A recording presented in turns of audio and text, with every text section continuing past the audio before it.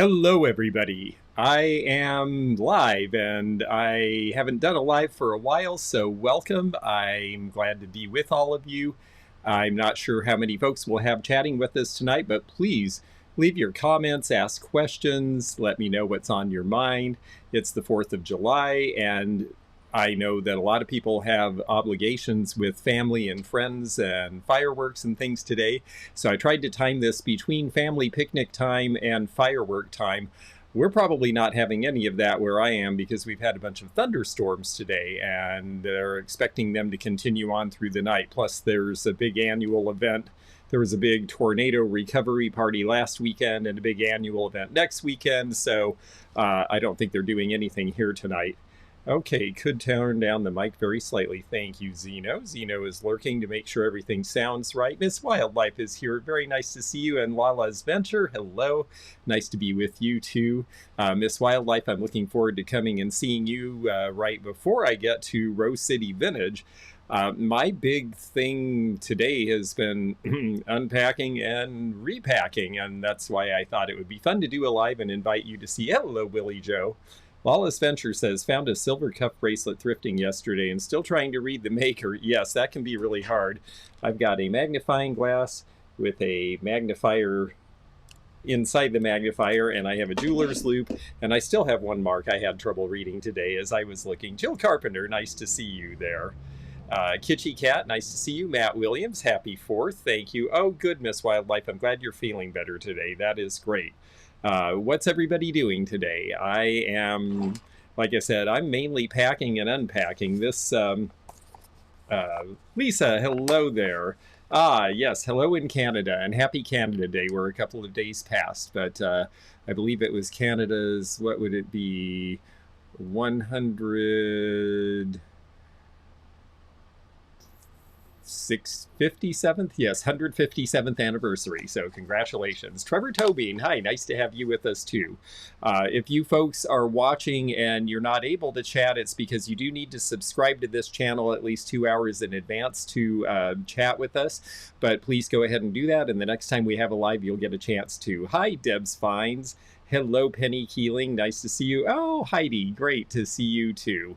Heidi and I are going to try to do a live sale sometime in the middle of July. We haven't really chosen a theme or talked about it, but it's on our list after I get out west, which is where I'm heading next. So last weekend we had the mega sale at the Midpoint, my big Kentucky Storehouse sale in Arlington, and it was really fun.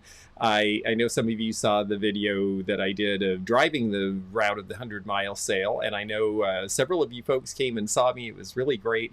We actually were pretty busy all weekend and got rid of a lot of stuff, made a lot of collectors happy, sold some furniture this time, actually quite a bit of furniture. That was interesting to see furniture selling now. And so it was great to see things picking up. We had a great time with that. And I took a very little time off, and now I'm getting ready for this. This is my next event, and this is why I am in the middle of boxes and boxes of stuff today. This is the Rose City Vintage Market in Portland, Oregon. It will be not this weekend, but the following, July 13th and 14th. They are having the outdoor flea as well. Last year, Left Coast Revival's Laura Caldwell was the one who put the outdoor flea together. And she did a fantastic job, and it was a great event. But she said that it was really, really difficult, and she didn't realize how much there was to promoting a show. So she has turned it over to the show promoters, and they will be having the flea market as well as the regular indoor antique show. I will be indoors where it will be air conditioned, which is a good thing. It is supposed to be 100 degrees in Portland all week until the day before the show, and then it's going back down into the 80s. So I think by then everybody will be relieved to get out of their air conditioner and go do something. Candy Donnelly, nice to see you. Happy 4th. I imagine there's a lot going on with you down on the Jersey Shore today. We don't have a lot going on here, and that's good because I am planning on leaving for my drive cross country starting tomorrow. And so that's why I have been madly unpacking. So when I get ready for a big show, there's certain things that I'm looking for, and it all depends on the show. If I'm doing a show in Palm Beach, for example, I might be looking for high-end antiques to go along with vintage items. If I'm doing a flea market, then it might be bargain price things or the storehouse sale. For this is a vintage sale. Are you wanting to just keep talking? Okay. And so I have been looking for the past month for things to go. Now, I should all fair disclosure. I've already packed 15 boxes in the car, so I had some things set aside for this show beforehand. But I usually like to take a couple of dozen crates full of stuff with me, and so for the last month, I have been looking for things in this part of the country that I think are really interesting and can go to the West Coast. And it is a different world out there, and what people like is somewhat different as well. Leanne Doolin, good to see you too. And Stripey One, love from Atlanta, great to have you here. I'm going to put this up because it says, Happy 4th, everyone. Face red heart shape. I know that was an emoji trying to get through here.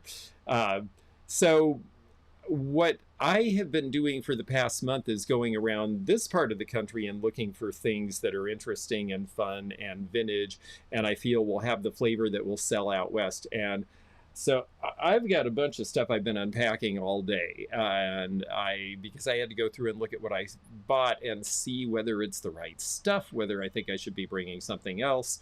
Half a box would be full of one thing and half would be full of another. So I've got stuff all over here, and I'm just going to show and tell with you, and maybe you can help me make a few decisions along the way. And please ask any questions as you see stuff. Cheryl Elter, nice to see you too. So let's look at some stuff, because boy, I've got a bunch of it, and it's probably more than I can take, so I am going to have to make some decisions here. I'm just going to kind of pick off the shelf behind me and go a little at a time here. First, we'll look at a little bit of art glass. I did come into a couple of paperweights. This one is really nice because it's so studied and so controlled. And this one is Caithness. And by the way, if any of you see something that you just love, send me an email at theantiquenomad@gmail. And if I don't take it to the show or it doesn't sell at the show, I will be glad to make something happen for you. Penny Ford Underwood, well, it's nice to see you here too. Now, it's hard to show you, but there is the signature. This is an artist sign piece right there. Connie Jean, nice to see you, and thank you. Yes, safe travels. I will be traveling a lot across a very hot part of the country. This one does not have a signature, but I thought it was really neat. It's also Millefiori, but these are larger places with the flowers, and it does have some age. There's a little bit of wear on the bottom, and it's polished very nicely, and that's what I look for. When you see a really satiny grind where they just sort of ground it off flat, that's almost always going to be a new paperweight from offshore, and it's perfectly fine if you like them, but they're not what the collectors that I'm going after are interested in. I've got to say, the glass collectors in the Northwest are a pretty sophisticated bunch. Glass is very popular there, and they want things that are good quality, and generally they want things that are signed. This is a Caithness piece, this little heart dish. It is called the Heart Bowl, and you can see the acid signature right on the back of that. There we go. Caithness Heart Bowl, Scotland. It also has an artist name on it, and unlike Fenton, Caithness didn't usually have their artist, but Sarah Peterson signed this one. So that's kind of a little bit extra special. Hi, Mickey Wynn. Nice to have you with us. And thank you very much, Deb. Yes, thumbs up always do help the channel, that's for sure. This is a really cute little piece. This is Latticino glass, and it's got a little bit of gold in it. This is Italian, and it's got this interesting rough edge, which is intentional. They would do these edges with the points and breaks in them sometimes rather than a round edge, just to make it look a little more interesting. It's just a little pin dish. The English decided to call this Latticino because they saw this texture and they thought that, oh, well, that looks like lattice work, so Latticino. And the Italians think that's very funny because Latticino means coffee with cream in Italy. So don't ask for Latticino glass in Italy unless you want to have people chuckle at you. Yes, that is really pretty, isn't it, Penny? I thought that was a neat one too. Let's see what else we have in the glass realm. I just picked this up. This is Murano, and it is a nice, probably 1970s piece. Again, interesting with the cut work. I personally like some of these with the cut edges. Hi, Kitty Cat. Yes, I agree, Miss Wildlife. And Miss Wildlife is one of those. Miss Wildlife is in Washington State, and so she can tell you no one likes fake glass or someone claiming that it's something that it isn't. So we don't do that here. But this one definitely is Murano. This is going to be from the 1970s. I thought it was a great color.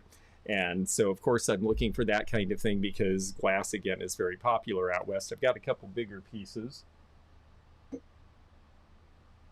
I think a few of you have seen this one already. This is Blanco. I will have some other Blanco as well. I am getting merchandise when I get to Seattle as well. I will be picking up 7 boxes of pretty good Art Deco to take to this show. So I'm really excited about that. So I get to leave a little bit of room in the car, which is good because I'm also going cross country and I get to shop a little bit if I leave room in the car. And yes, pretty. This one here, I know some of you also saw some of the members in the member chat. This is Empoli glass. This actually came from a little store that sells dulcimers, of all things, in New Harmony, Indiana. And they just happen to have some old stuff for sale as well. And so I picked that up because I really like the urns. I am a fan of Empoli that has lids and shapes and all that kind of thing.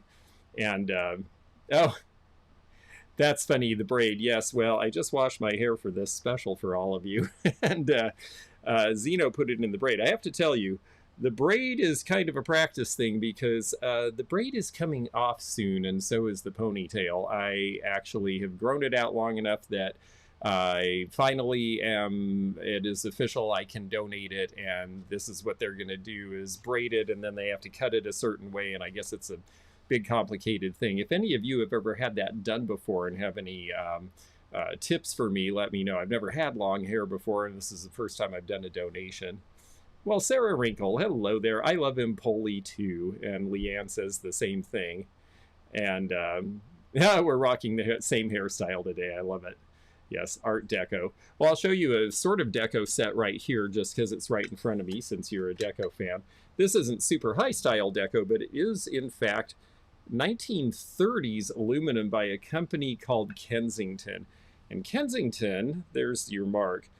Kensington is one of the better aluminum companies from the era. This wasn't just sort of low end, we're going to stamp it out and sell it. And no, this was a little bit more stylish. There were a couple of the companies that made better stuff, and this one actually has the cream and sugar as well. And because people are so coffee mad in the Northwest, I sold a whole bunch of old percolators to an outfit out there that was setting them all up in their displays up on the high shelves, and so I figured that might be something to take out there and see. And oh look, I still have my vendor badge from last year. I guess I'll wear that again and save them a buck or two.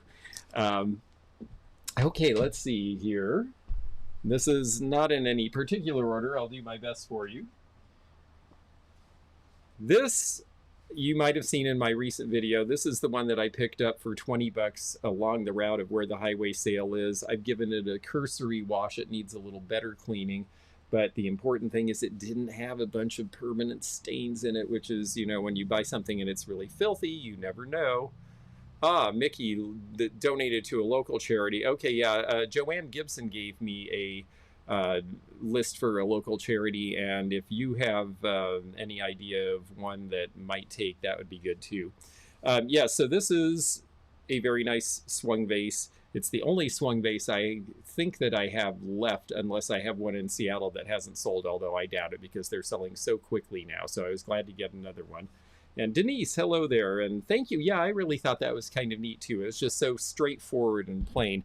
But I understand some of the deco I get is, I'm getting it from my friend who was a dealer 30 years ago and then retired and put everything in stock, and he is going through his last storage unit, and he said he's got some really great stuff, so I'm excited to see what that is. He also said there's a bunch of movie posters, and actually posters. Let's look at posters for a minute because I have a few this time. I'm not sure exactly how I'm going to display or hang them up. Hello, Denise. Nice to have you. Oh, Supercuts gives free wash and cut when you donate with them. Yes. Yeah, they take the hair and sell it, but I have to be honest with you. I was referred to one that doesn't sell it, and as soon as they tell you, oh, yes, we'd be glad to have your donation, then immediately they send you an email saying, we really don't want your hair, send us money. So it seems like they get you one way or another. This is right out of my childhood, and breakfast apparently makes a huge difference, you can tell. So that's kind of cute. I will have a bunch of concert or movie posters and Broadway posters, apparently. This one I already have. This one's a little, well, a little horrifying in a way. Engulfing, scorching. It is called The Cremators, and this looks like it was a horrible, horrible movie from 1972. And there is the graphic. I'd show you the bottom, but it's a cast of no ones that you would never have heard of. How are the swung bases holding their value? Well, Deb, I think that's a great question. I have to say, now, are people paying the giant prices they were 6 months ago for the really, really big ones? I don't know, because I haven't seen any really, really big ones sell.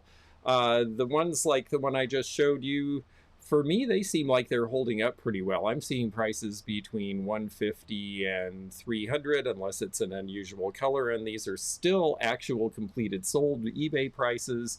I know at the show in Spokane in May, I was with Corinne and Miss Wildlife, and oh gosh, thank you. Yes, I would love some tubes for the posters. I was just thinking about, am I going to bring all the tubes I have with these, and how am I going to, I'll bring one to transport, but yes, thank you. That's very kind. If I need to have any for people, then yes, that would be terrific. Thanks. Anyway, back on swung vases, I think that the, you know, in May, we definitely, Corinne sold her nice orange one for $2.25. We sold practically every swung vase we had, so I would say they're holding their value pretty well. Even though a lot were made in their time, they are so big and so dramatic and so popular right now. And there were a lot of different varieties and a lot of different colors. So I think people are starting to suss out what's the more interesting color, what's the more interesting design, and we're starting to see some separation in prices based on that, which just tells me the collectors are getting more refined and learning more and getting a sense of what's out there. But I don't see the swung vase phenomenon stalling or stopping by any means. Here we go.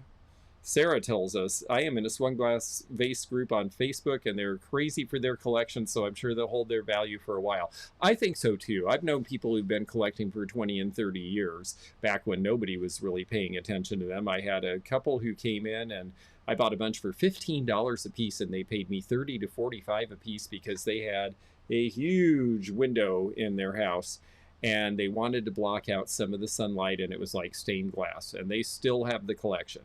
And they are still adding to the collection because that window is really big. Let's see here. Okay. Oh. Since we're on glass, and believe me, I've got such a hodgepodge of things here, so I'm just going to do what's easy to get to. I do have a couple of tumbler sets. Again, we're looking for modernism because we're going to Portland. This is a set of 4, and they are based... if we can get it, there we go. If you notice, if you follow my stuff and you saw that on my What Sold video that last month I sold a Mark Belair chop plate of the Beachcomber, well, this is the same design. These were made to go along with it, and it's a set of 4 tumblers in the gold. And these are pretty collectible. They usually sell for about $20 a piece, and I have 4 of them, so I suspect I'll be pricing somewhere between $75 and $95 on those. So that was a nice find. I just got these yesterday. And these are a set of 6, and I'm afraid they're still dirty. In addition to, one of the reasons I have to do this is because I got to figure out what's ready to go, what I need to clean, what might need repair. I don't want to drag. I had one box that if I hadn't done this, I would have put it in the car and gotten there and realized that it was all chipped and damaged stuff that was supposed to go to the storehouse for the sale. So anyway, these are dirty, but they just came out of a shed in a house in a little town in Kentucky. And the folks looked at me and said, wow, we don't know why our parents had these. They don't look like anything they had. Well, I know why, because in the 50s and 60s, there was a moment where everybody wanted modern, and these were modern and fun. And in the era of cocktail culture, anything with a sunburst or a starburst or anything like that was pretty cool. Well, here's a set of 6 of them. And boy, the collectors really like this stuff now. It's one thing they don't mind the gold rim on. They'll take the gold rim and they'll actually wash a lot of these by hand because they want to. And yes, I agree. I see in your logo you're obsessed with starbursts, and I've got to say they've always done something for me too. I don't know what it is about that, but it's just such a fun space age design. It's very Sputnik-y. I really enjoy it. So I think those will be a great go along for someone. Now, I don't generally like to take lots of big beverage sets because you end up with 6 and 8 and 10 and it takes an entire box, and what are you going to sell it for? But these modern ones, well, they're going to sell for enough money that it is worth filling a whole box with that kind of stuff. Joe S., hello there. Nice to have you there. And yeah, thank you, Deb. I thought those were really great, and I'm really glad to get to liberate them. The family was really pleased that I was willing to take them, and they could use the money. Mom's in assisted living now. That's why she doesn't use them anymore. And so I figure that they're going to go to somebody out west who just thinks those are great and can use them at a cocktail party. And yeah, it reminds me of a more innocent age, at least a more innocent age for us. Of course, Sputnik, when it happened, was a big scary thing for our parents and grandparents because, ooh, the Russians have sent up a satellite before we have, and what if they start raining terror down upon us? So, you know, it's interesting. What's innocent to one era is because you were shielded from those things. But I look at that and just think modern, modern, modern, and how fun. And hello, Anne. It's nice to have you with us here. Let's see here. One other set that I think is worth taking. These were very inexpensive and they're just fun and cool. They're from the 70s and they could not be more orange, and they are Fire King. And Fire King sells really well out there. And Fire King, oh yes, Leanne, that's right. You did meet us last July. Well, that's great. And I sure hope you get to come to the show again. I actually will be doing the show with I think my friend Kat is going to come and help me again. And I also will have a very nice woman by the name of Naomi who is going to bring jewelry. We'll have a lot of jewelry. We'll talk a little bit about jewelry. I have a little bit that I found today in unpacking all this. But anyway, we will have fun. We're going to have a big double space, so I've got lots of room to fill. In fact, this time I actually rented tables and paid extra so that I can just roll in so that I can fill the car with merchandise instead of tables. So we're going to have a lot of stuff. Laura, nice to see you. Leanne, I have to be honest. I don't know whether I'm in the same space or not. I suspect I probably am, but I have given them permission to move me around. They have certain dealers who want certain spots. Certain dealers want the prime spot near the door. Last year, they put me on the back side of a wall where you didn't see me when you walked in, and you didn't see me until you walked out to the flea market outdoors. And then when you came back in, I was the first thing you saw. And that was deliberate because they knew a lot of people, I mean, I don't want to say this like it's an ego thing, but because people know me now, a lot of people come to see me, and so they actually wanted me to be in an area where I'd have some space and where if there was a crowd that it wouldn't block the rest of the aisle. So I have told them to put me wherever is convenient for them and works for their floor plan. Yes, it is cool that Naomi will be there. You got to meet her at the Centralia Appraisal Fair, which I'm doing again the first weekend of August, by the way, for you folks out in Washington.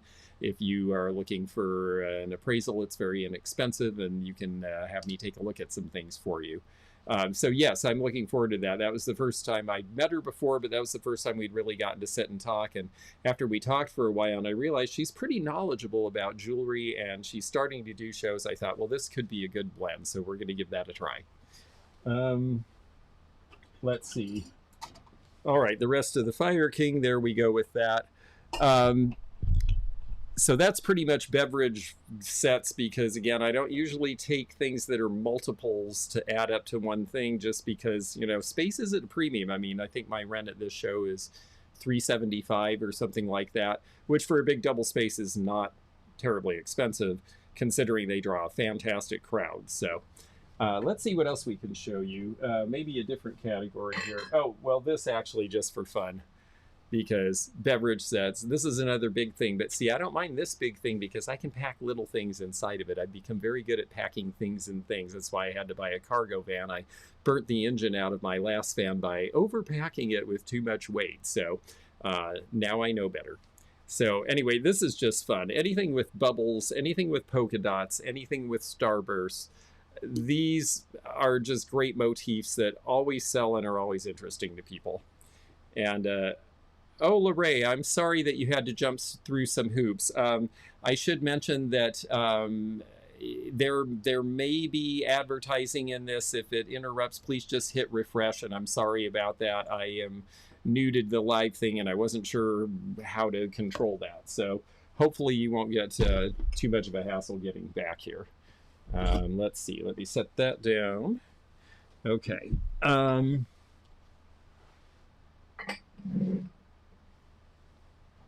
I wanted to show a little bit of pottery because I am trying to, yes, absolutely. Yeah, Sassy Glass did the show in Spokane for the first time when we did it this last spring. And yeah, when you look around at what shows charge for a double space, $375 is pretty good for a professionally run show in a major venue with good advertising, with air conditioning, and where they bring thousands of customers. That is what makes it work.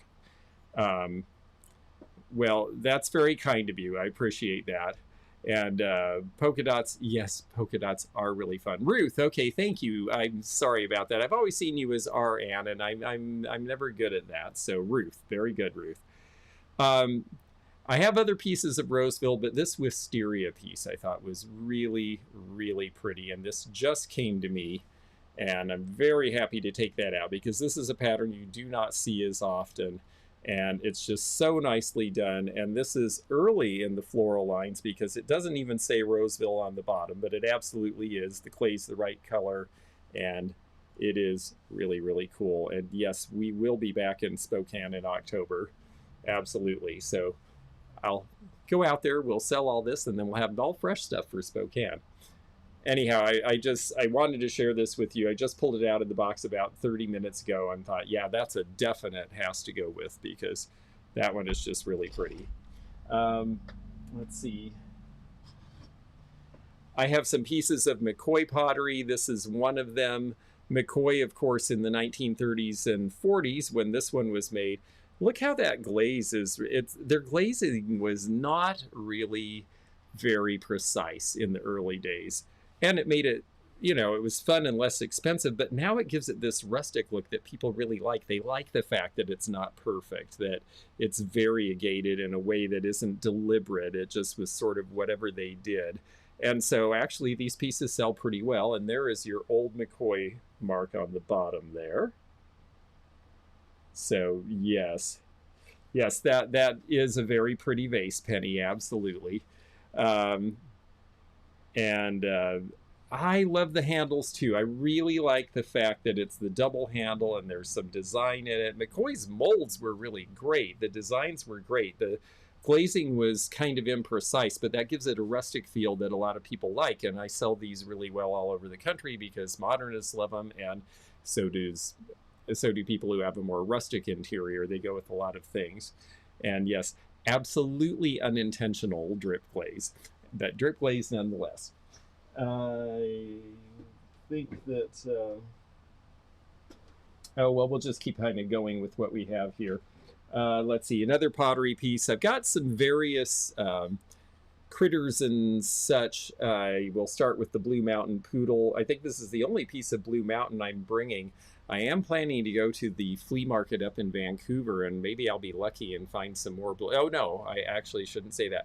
I'm bringing a giant Blue Mountain fish that if you saw the video with Jocelyn from Crazy Lamp Lady and Sandy from My Flippin' Van Life, I got that one in Ohio, and that is coming with me as well.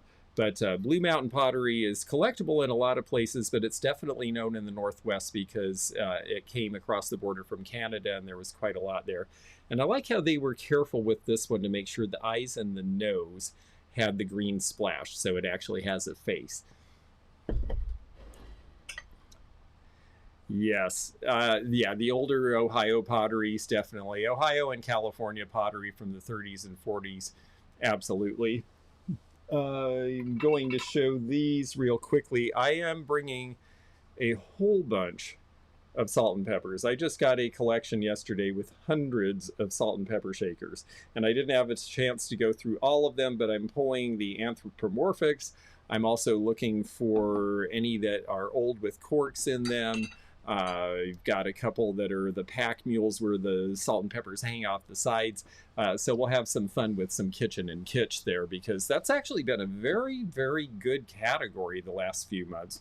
It's not just the Pyrex and Fire King. People seem to want anything fun and happy to put in a kitchen. I see McCoy at estate sales, but never a Weller yet. Yeah, it's interesting. Weller's a little further back in time. McCoy was in business until I think the 1980s or so. And Weller went out of business in 1948. So it's a little farther back in time. I do occasionally find it at estate sales, but I think a lot of it is going into collections now. Hello there, Diane. And yes, I am having fun with this. Let's see. Oh, speaking of California pottery, I would like to have the mate that went with this, but I took a single because they're getting hard enough to find, and this one was complete. Sometimes they're supposed to be holding things. This one would have had a woman to go with it originally, but this is Hetty Shoup. And since we have Heidi from Rosie's auction house there, I just want to point out that this woman was Hetty. She was German. So not Heidi, there isn't an I in there. Hetty Shoup. And she became, she was involved with a lot of Hollywood set design, and then she went off and started doing ceramics and this sort of thing. And this one's a high glaze. It's a little different than a lot of what she did, but she did a lot of big figures. And absolutely, yes, the ads as well. Oh, that's interesting to know. I will keep an eye out for that. I have everything so piled in here. Let's see where we can go with this. I've got a lot of packing to do when this is done. Oh yes, this one is fun too.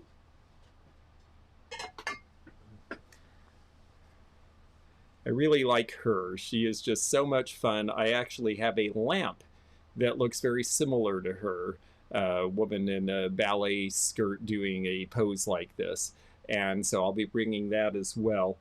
I am not certain, but I think this might actually be a Hager piece, because of the way these are some people refer to as spider marks or stilt marks. What it is that they would put little stilts underneath if they wanted to glaze the bottom to make sure that it wouldn't leak water. They'd put little stilts or something on the kiln, and that way when you fired the piece, the glaze didn't stick to the kiln, and so you would have to pry it off and possibly break the piece at the end. And so you'll see those little marks on certain things. And yeah, the color is fantastic, isn't it? Yeah, I think it's a great color too. It is, and it is unusual. It's more of a steel blue. It's not really, and you know, part of, I think, what people like, obviously, you know, we all like old stuff, but if you're collecting because you're setting up a house a certain way, you have your favorite colors and you have the things that will look good with your stuff, and I think she'll be just different enough that somebody who will pick her out for that. And yeah, I really love her too, actually. Because nothing's in real order, I'm kind of getting off on tangents, but I was starting to say kitchen and kitsch, and these guys. I got a big collection of wall pockets, and these are probably the most fun of all. These are Japanese out of the 50s, and just love the cat and the dog. And if you look at the back, it has, in addition to a price tag that I need to take off, thank you very much. That's another reason to do this before you get to a show. These were actually, I think it says Maryland exclusive. That is a label that I have rarely seen before. But this is another 1950s Japanese label. Thank you, Joe. I appreciate knowing that that is Hager. I thought it was because the stilt marks looked correct, and that's great verification. Thank you very much. I appreciate that. Okay, so these guys, I think they're just great. I'm excited to have cute stuff like this. Not everything I'm bringing is cute. I am bringing some sophisticated things, and I am bringing a few real antique things as well. And yes, yeah, me too. Let's see here. I'm going to set these down. And now I just had somebody today send me a picture of something that looked sort of like this. It was a rectangular frame, and they said, well, George, it has a mark on the back, and I'm trying to figure out if it's old. Well, it wasn't, because it had Phillips head screws and an easel that looked new. But look at the old screw type. This would have had a glass piece here, which can be replaced fairly easily. But I sell these even just like this every time I get them. And this one with the hinge the way it goes, I think this really is a piece that should date back to, oh gosh, a little over 100 years old. So true antique, and I really enjoy this. And oh, well, thank you, Lorraine. I really do look for variety. I'm not good at picking just one thing. And I will be honest with you, when I'm in this part of the country, in Western Kentucky, I mean, I've sourced this stuff from probably a 3-state area. I've been to a flea market in Kansas, and I've been to a store in Missouri, and I've been to I've had a couple of consigners give me some things from around here who know what I look for, and I went to the big Louisville flea market. But this is not necessarily the part of the country where I see a lot of mid-century. It's not that it wasn't here, it's just that it isn't as widely collected here, and so a lot of it has gone other places. And so I start to get nervous every time I'm about to do a sale, thinking, I better look around and see if I can find, because am I going to find the right stuff where I am to take to where I'm going? And so I've been working on this for about a month, and that's the pile that you see here. And the answer is, yeah, it turns out, yeah, you can find some stuff. Let me put this down. This gal, also about a true antique. She should be from about 1920 to 25 when those coats were really popular. And she's got a flapper bob, so we're looking at about the right time. I like bringing things like this. First of all, I will say that I am doing I'm doing a lot of boudoir and that sort of thing. The Portland, the Rose City Vintage Market is the official name, and it's vintage market because a lot of their customers are younger and they're looking for vintage. Now, trust me, a lot of the old folks who came to the old show are coming to this too, because they're the serious collectors, and I'm bringing things for them. But I like to put a few real antiques in a vintage market because I want to show people who are into the things that they know that there are really cool things from the past that might blend well with what you like. And I just thought this is really nice. And Leanne says that is a fur coat. Yes, absolutely. Yes, and perfect on a summer day like this, where it's even like going to be close to 100 degrees in Seattle when I get there.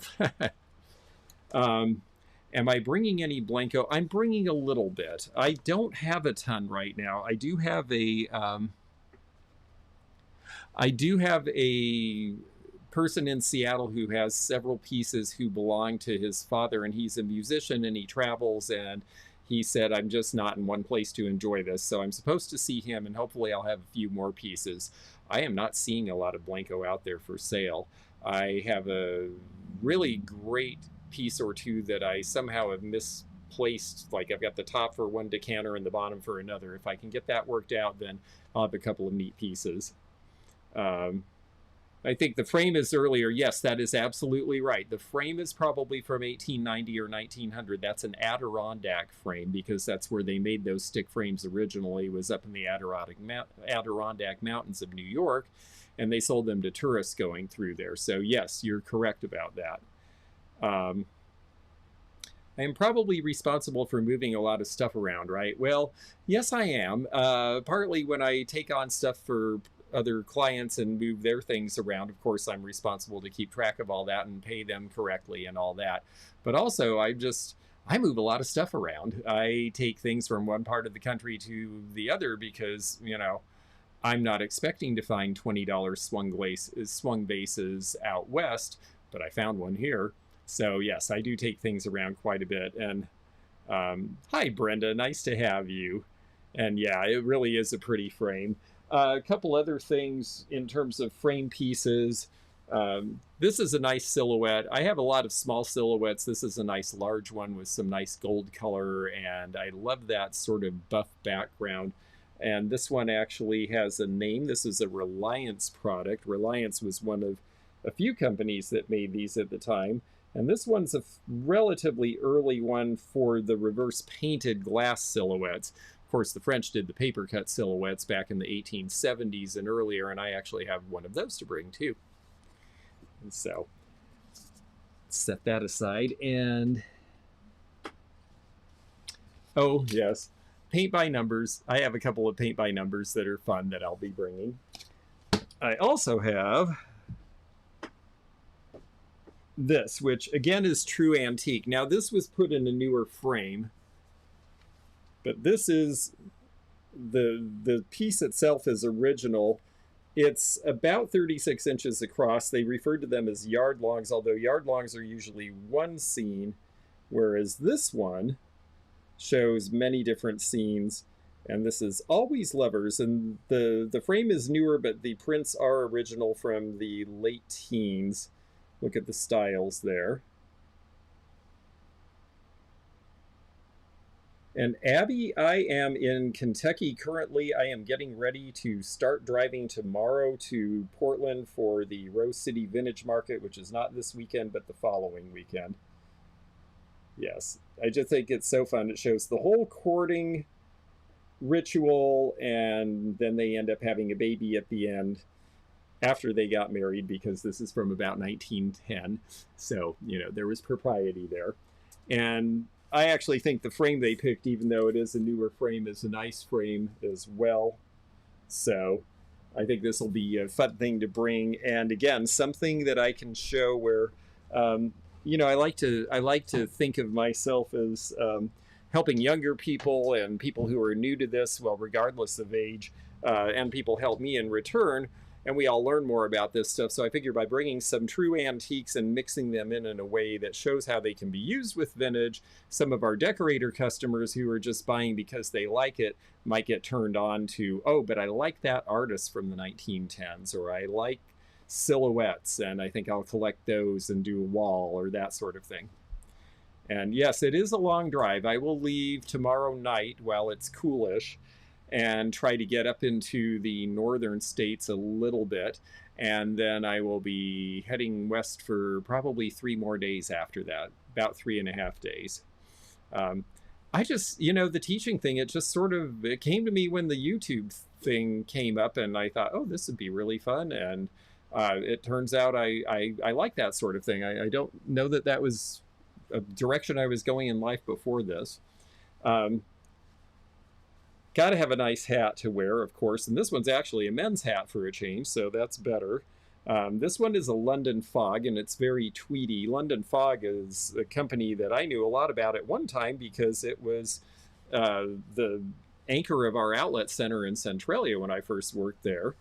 And if it wasn't for them, I might never have gotten into the antique business because they were doing very well and we needed to advertise them. So I got hired to do that and learn about antiques. And London Fog was not an antique at the time. London Fog has now been out of business for a while.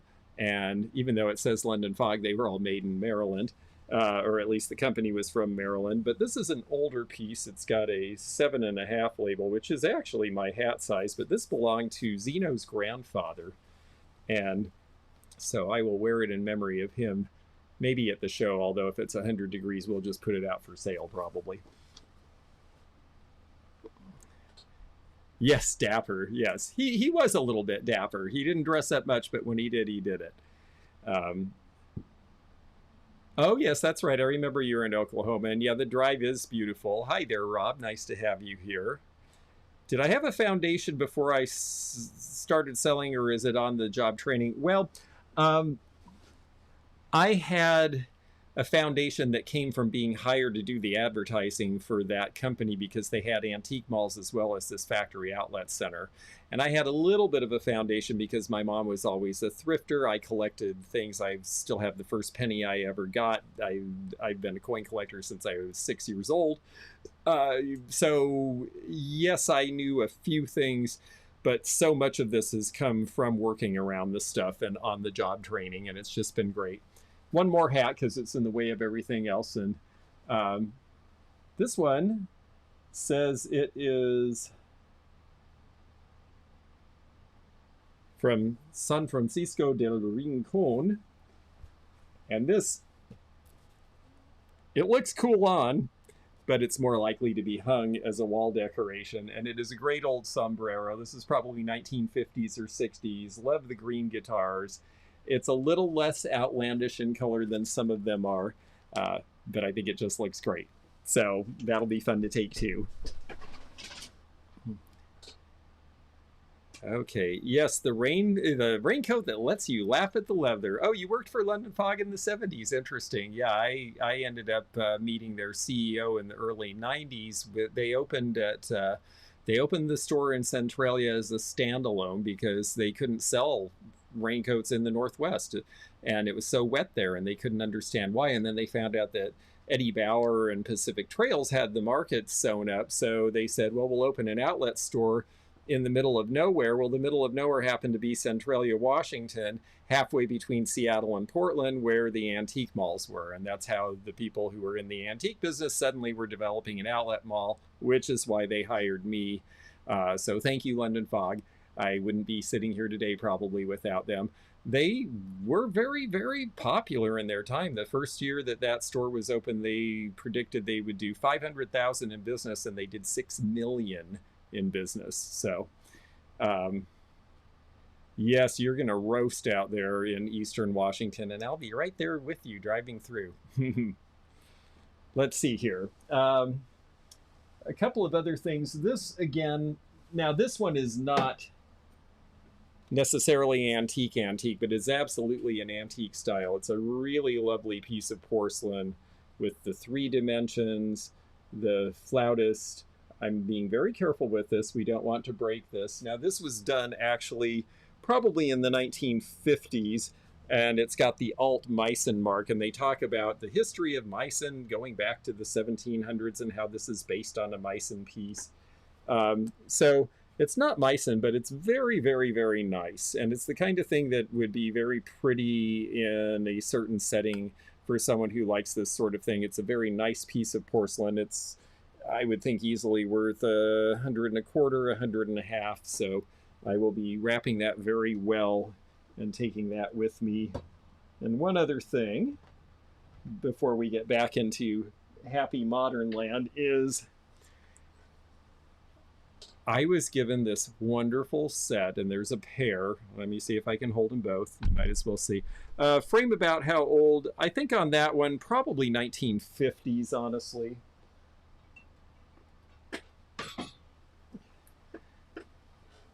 I mentioned that brass was coming back, and Carol from 147 Vintage, who came and sold with us at the storehouse sale, sent these along with me, and they're just beautiful. These little tops are actually snuffers, so you could go and snuff all the candles individually with them. Each one has one, so you can take those off, and then you have a 5th candle. And they are just magnificent and heavy. And yes, Penny got to see these because she came to New Harmony, and that's where I got them. You can tell by the screws and everything that these are 20th century rather than 19th, but pretty early 20th century, I would say, and just really, really well done. So, you know, I get people, again, modernism can mean a lot of things to a lot of people, and to some people it means Hollywood Regency, and Hollywood Regency can be very fancy and very gold. So I think that those will be fun to put out. And let me set that down carefully. Alrighty, let's see here. Okay, so we have everything from brass candlesticks to shoes, and one of them is one kind of shoe and one of them is another. So let's start with shoes that are actually shoes. It's rare to find the snuffers. Yes, that's absolutely true. They're almost always missing or misplaced, or one of them got lost and they threw the other one away. So yes, that is different. I'm going to need a tool on top of the band soon. I'm trying very hard not to add any more. I bring enough. I bring as much as I can handle. So you saw me at Spokane when you were there, and yes. Here's some shoes for you. These are from India. I think they are just so cute. They have the Nurhan mark on them. I don't know that the brand is so important. It looks like actually these are from Turkey, now that I look at them. They're just fun. I love that they've got the little pointy toes. This would be something that somebody could wear just for fun or fashion, or just have in their room.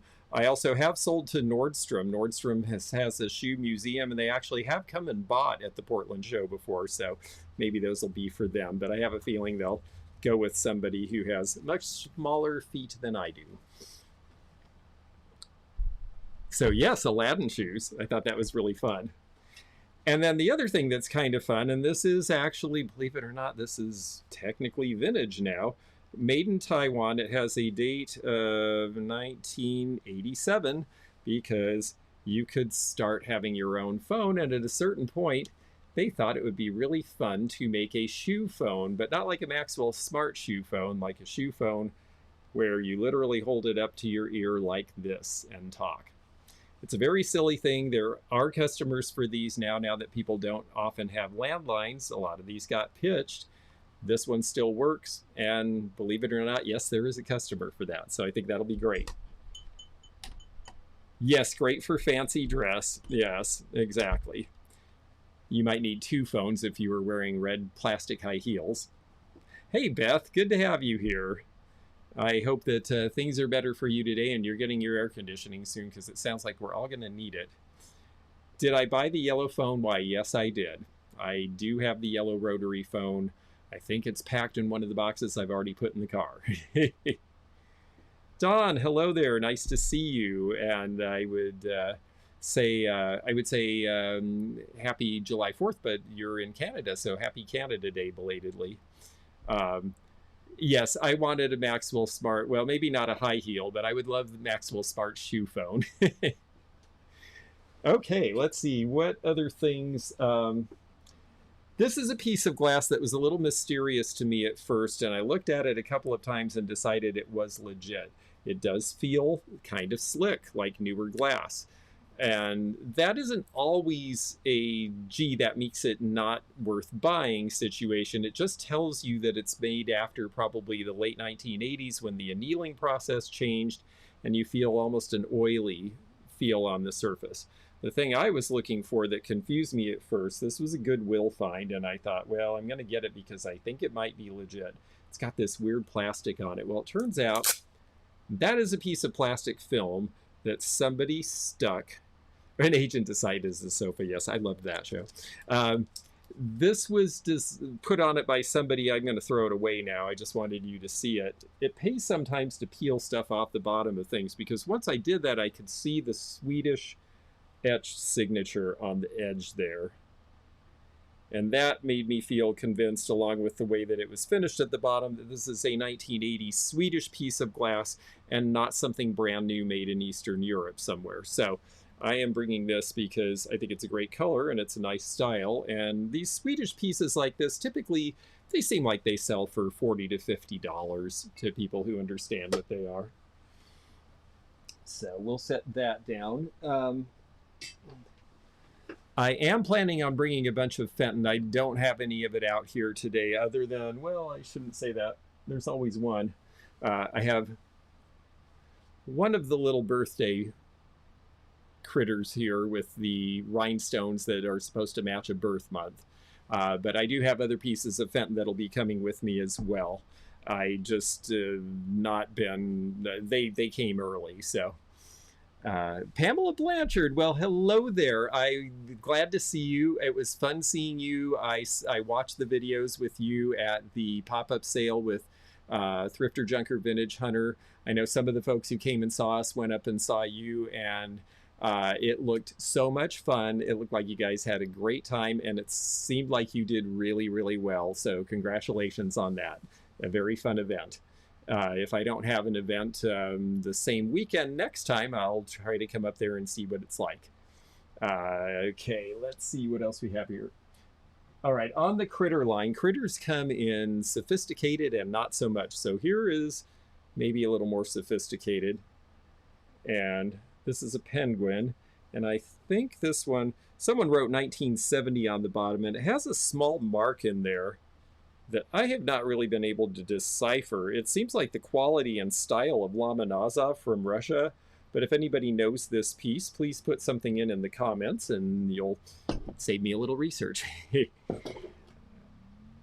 And let's see. Oh, Larry is here. Hello, good to have you.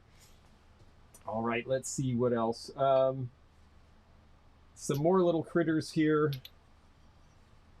I love the fact that somebody made a realistic looking kangaroo and Joey. These are almost always comical. I know we have some viewers in Australia, and I'm sure that they enjoy seeing something that's a more realistic depiction. And that is not a chip on the foot. It's just the way the reflection is going. There's the mark on the bottom. Again, another mark I don't really recognize, but Australian, assuming this is Australian made.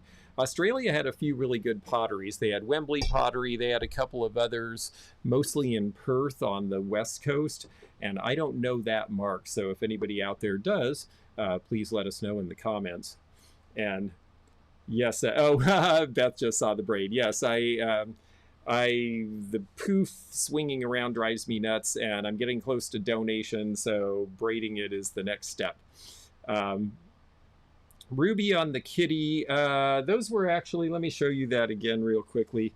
In this case, Brenda, these are a pink color. They did do ruby as well, but this one's more of a pink. As far as critters go, of course, we have a couple of bluebirds of happiness. This one's the double on the heart. And then we also have the red bird. Same company, Leo Ward. And the red bird has a different lore about them. And I just sold one recently, and I'll be darned if I can remember what the lore... I think it's there's the cardinal, I think the cardinal of happiness. There were various colors, and they meant different things, and a lot of them initially were sold at hospital gift shops. So, and they quit doing them, I think, about 8 or 10 years ago, so they are no longer in production. That's part of why the bluebirds of happiness have become very collectible. Let's see here, what else in terms of cute critters? This one is a spaghetti spaniel rather than a spaghetti poodle. I have a bunch of spaghetti poodles that are coming, and this guy's got just a little damage on his foot. So you folks tell me, if you saw this, would that deter you from getting him? Because I usually don't bring damaged things, but he's just different enough being a spaniel that if someone out there says, oh, I would take that in a heartbeat, well, then maybe I better bring it anyway. But otherwise, I may leave him at home. This is part of why I have to go through things like this before a show, because, you know, you don't want to take a box of something cross-country and then get there and go, oh. In fact, here's another one. Speaking of critters, I was all excited, especially because this one cost a whopping $1.99, and it is Tonala, and it's a candlestick, and it's a bird, and everything about it is really great until I noticed this little chip right on the wing, so... Okay, Pamela says not at all I would pick him up, and Beth says I would. So, okay, well, you know, I've got to learn to listen to the people who are doing this, because, you know, I'm very fussy because I'm old school, and back in the day nobody wanted anything if it wasn't absolutely perfect unless it was really, really, really old and hard to get. And now people are a little more forgiving of things, so maybe he'll come with me after all. If you had a spaniel, you would snatch it right up. That is true. It's not super noticeable. Scratch and dent corner. See, that's what I don't want to do, is have to have a scratch and dent corner. Yes, but very good. Well, thank you for your input on that. Let's see. Oh, another cute critter. This one here. I believe this is European, actually. It doesn't really seem to have any marks. The painting reminds me more of Polish or Bulgarian or that sort of thing. So that's my guess for this little elephant, as opposed to Mexican. And one other critter is this, because this is Lady from Lady and the Tramp. And now I did something it's funny. People ask me, well, how do you cut off? What is vintage? What is not? How do I know what's old? How do I know what's not? Well, there's rules and clues, and then there's use your discretion. I usually don't buy Disney unless it says Walt Disney Productions. Well, this says Disney Japan, so that's going to be after 1984. But they only made the figures in Japan a couple more years after 1984, so I know it is actually vintage, so I did buy it. Jason Wrinkle, I know Sarah's in the chat. Jason may be lurking, and he collects Disney, and he said, oh, there's a lot of great Disney that's very collectible that was made after 1984, and he's not wrong about that. So, you know, you have to kind of decide. It varies by category. It varies by what you're looking at. It's not a one-size-fits-all solution. You just have to decide what works for you. Dawn said she thought Polish. Okay, very good. People would rather get a piece with a nick than go to the landfill. Well, I definitely agree with that. I would not throw him away by any means. I just, you know, when I'm putting out at a show, I like things to be tip-top. But you know what? I think you've convinced me. Besides, he'll be surrounded by spaghetti poodles, and so someone will probably love them all. Let's see here. All right, now we all know that these in clock form have a really horrible name. They refer to them as vomit clocks. It's an awful name. We all know why, because, well, you know, it's a little strange looking.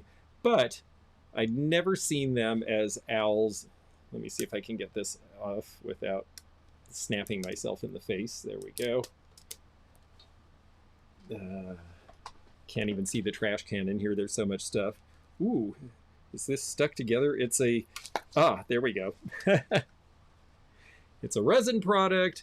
These were things you could make in kits in the 60s and 70s. And I have to say, the clocks are pretty ugly. These owls, I don't know. I thought they were kind of fun. They're brown. It gives them the look of feathers. I just thought they were cool, and I'm taking them whether anybody else thinks that they're beautiful or not. I think they're wonderful. So. Oh, thank you, Sarah. Oh, yes, I'm sorry I aced Jason out on that, but that's okay. You can tell him. Let's see, what else? Raku, I do have one Raku bowl. I am looking for Raku now. We've all learned from Yvonne Thrifty Rich and some other sellers that Raku is a thing now. And, you know, it was a thing back in the 80s and 90s when this was made. I like that this is rather studied. It's definitely American. Japanese Raku is not studied in the same way geometrically, and the way it's fired is different. Plus, it has a studio mark on the bottom from 2002. And 2002 for me, well, you know, that's, again, newer than what let's focus. There we go. Newer than what I usually would consider vintage. I am not one of these 20-year vintage people.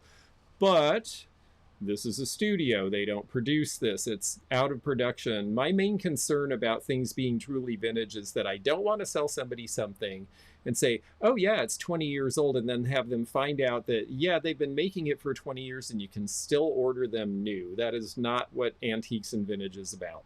So that's my thing on that. But this, I decided, was legit. It's got an interesting glaze. I think people out in the Northwest, where a lot of Raku actually was made at the time, will appreciate. And yes, Raku is cool. And I'm glad you're having fun with me, Don. I just thought, I haven't been live for a while. It's a holiday. A lot of people don't have anything to do in the afternoon between family picnic time and going to the fireworks time. We're having rainstorms here. We're not going to do any of that because it's raining too hard off and on. So, Raku Studio buttons. How interesting. Yes, I've seen a few of those. That's fairly new to me. I didn't realize those existed. So, very cool. Let's see. I'm going to reach up here and over here. And we'll do a little fashion here real quickly. Or fashion accessories. I got the lucite purse pretty recently. These sell so quick in Florida it'd make your head spin. I don't expect it to last out in Washington either. This actually is Portland's in Oregon, but people from all over the Northwest come. This is a Charles Kahn, Miami, Florida. I think that'll come in for you. How do you know that if the label's gone? Look for this closure. Charles Kahn always did this where it flips up. If people use them a lot, this gets loose and it won't hold the top on when you carry it anymore, and then it's really only something to look at. So don't pay as much if that's the case. But this one's really clean. It doesn't have scratches. I haven't had a good lucite purse in a while, so I'm definitely excited to take that. And Vomit Owl sounds like a punk band. Yes, I'm sure it is, was, or will be. And then we have two here that are Gucci. I just got these. I have every reason to believe that they are real. I will do a little bit more study to make sure that's the case before I price them like they're real. You have to look at things like stitching and actually, Sarah, I know you know a little bit about this. So if you see anything that's obviously not right, let me know in the comments. But these, you look at the stitching, you look at the way it's made, you look at the way the fabric intersects with each other and how they match things. And so hopefully these are right, because it'd be fun to bring some Gucci. I am planning on taking those.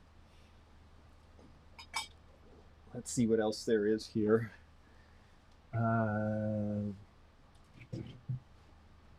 This just came, and this is something different. I'll show you a few things sort of related to this, since it's July 4th after all. Well, there is the heraldic eagle, and you have symbols representing the Army and the Navy, because when you open this up, this is the U.S. Service Set by Gillette. This is going to be from, they say World War I. I believe this is actually probably World War II, although World War I is when you start to see these kind of safety razors come out, because using a straight razor in a war theater was not very practical. And King Gillette realized all these guys have these huge long beards because they can't shave easily. And that was when he was in the mining camp, so he came up with all these different devices.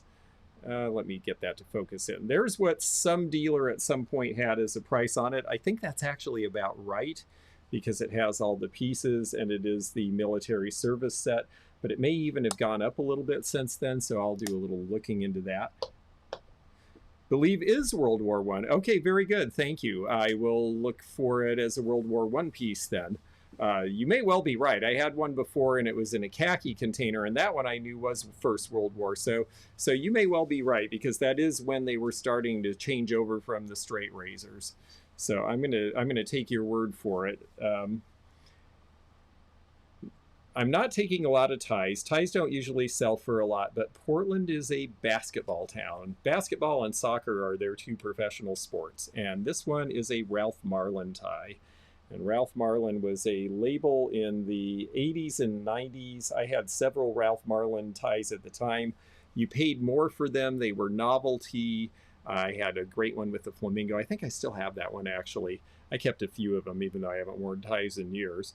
But I think this will be fun to put out there because, you know, again, sometimes you just sort of think, well, who is a likely customer? What is it that they like in this place? You know, if you're going to Cincinnati and you have stuff that has to do with Johnny Bench or Nolan Ryan or Pete Rose, you know, those are the things you take. So,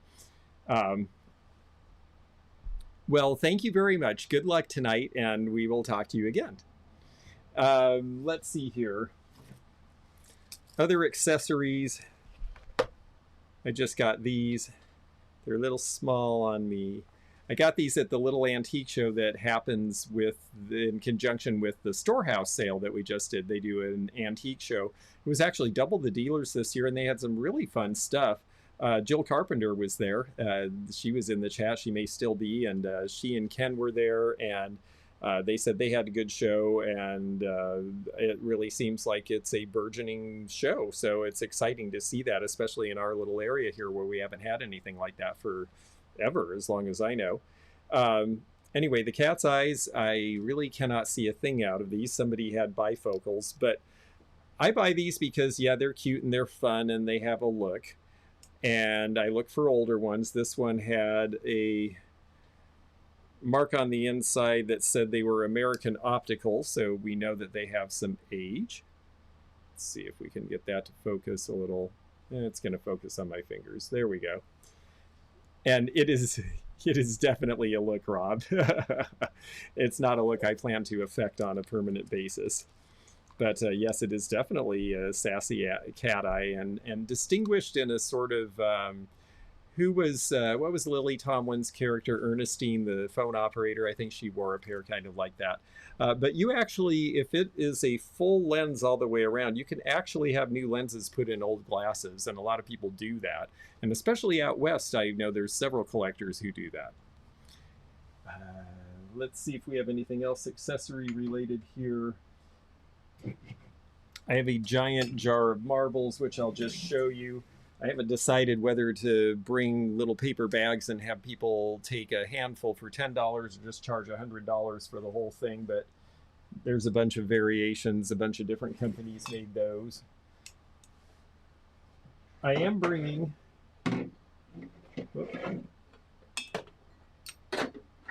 I am bringing some cool things that are big and sort of proppy and fun and, you know, eye catchers. I have a big Jure ship that is going out west with me, Curtis Jure. Thank you very much to Susan P. and Janet for making me a deal on that. I also am taking a neon beer sign, and I'm taking this beer sign from about 1970. Even these plastic signs are selling for pretty good money now. Anything with neon in it at this point is out of production, it seems. I'm not aware of them making any signs with neon in it. So I suspect that people will have fun with some of that. I have also, this came from the little show here.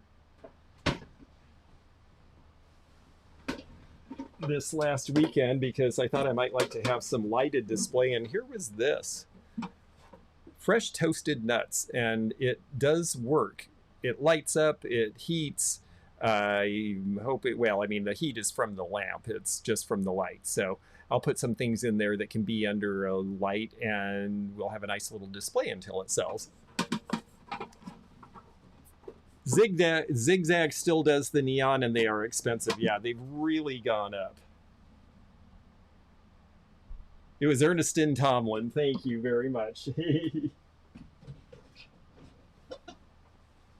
Yeah, she's just great. I've been watching a thing called Web Therapy that she and Lisa Kudrow and other people were involved with about 10 years ago that is just hilarious. I don't know how it escaped me until now.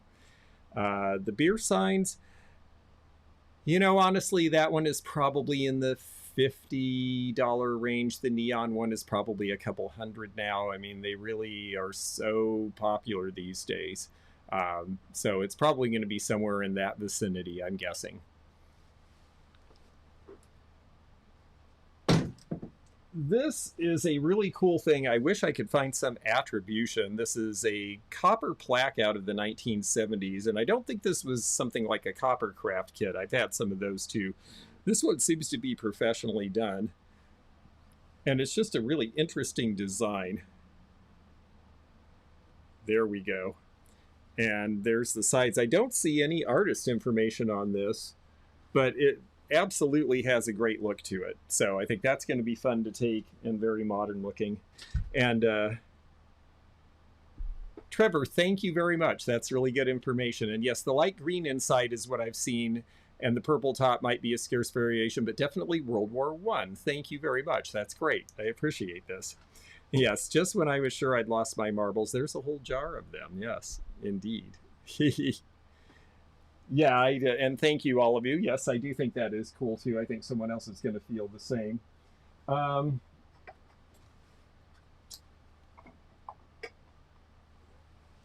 Definitely anthropomorphic kitchenware and anything shaped like faces very popular right now. These I found when I was filming for the route for the highway sale that we just had.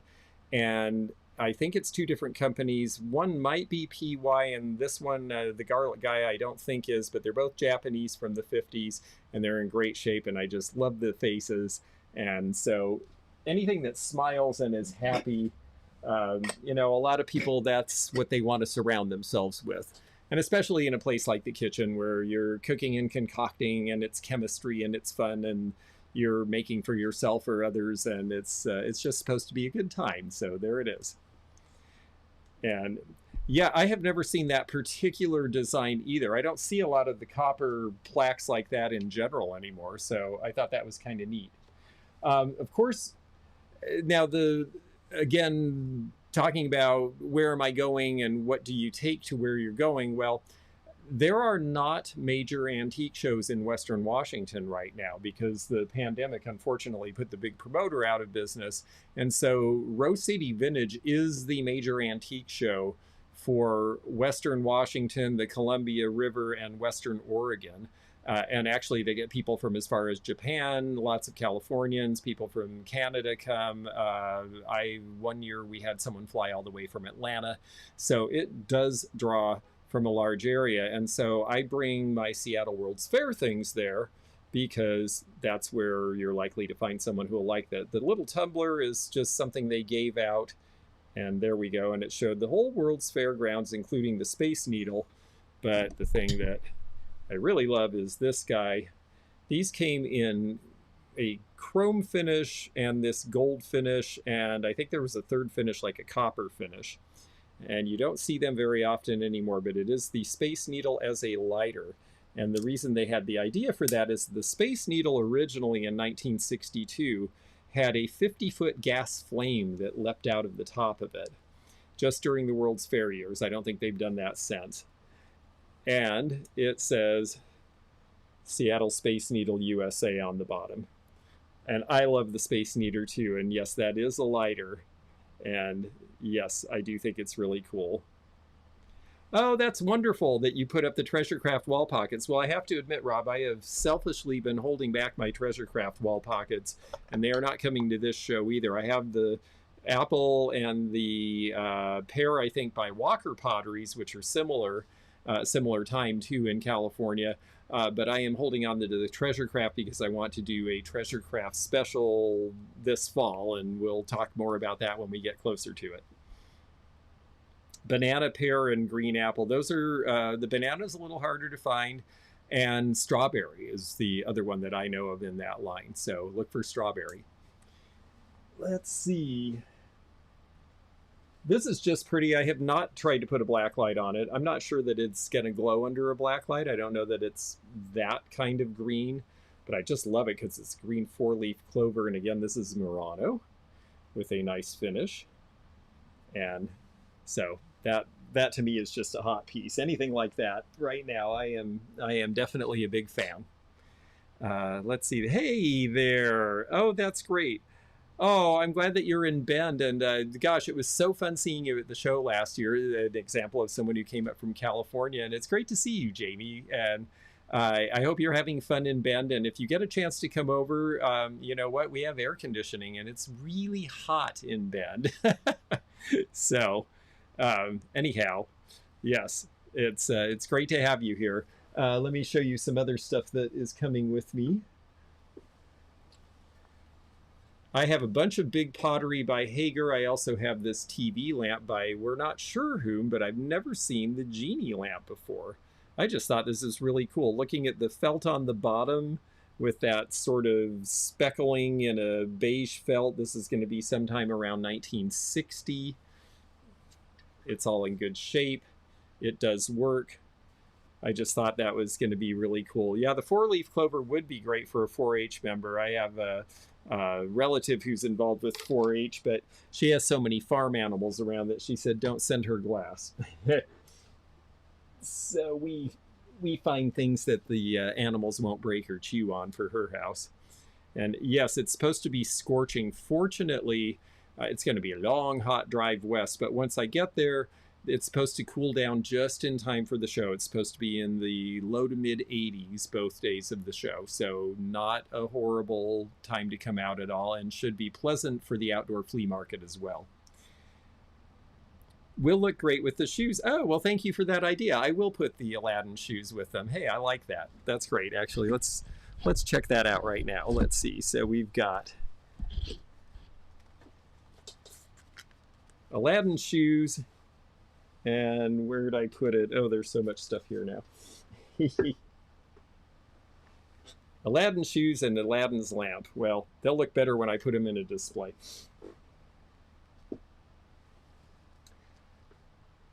One thing that I notice with, we're talking the Northwest. People in the Northwest, there is a woodworking tradition there. So I tried to bring some things or put some things aside that reflect that. And one that I thought was really cool that I actually got when I was in Idaho was this piece. It's a tray, but look at all the work somebody did with all of that parquetry. It's just really pretty. Parquetry is when wood is arranged in a geometric pattern, and marquetry is when it's figural. So that's those two terms, parquetry and marquetry. And this one, I just really like the design, and somebody back in 1930 or 40 when they made it as a tray, and then someone later made it so you can hang it on the wall. So you could use it or you could hang it and look at it, but I just think it's a great geometric.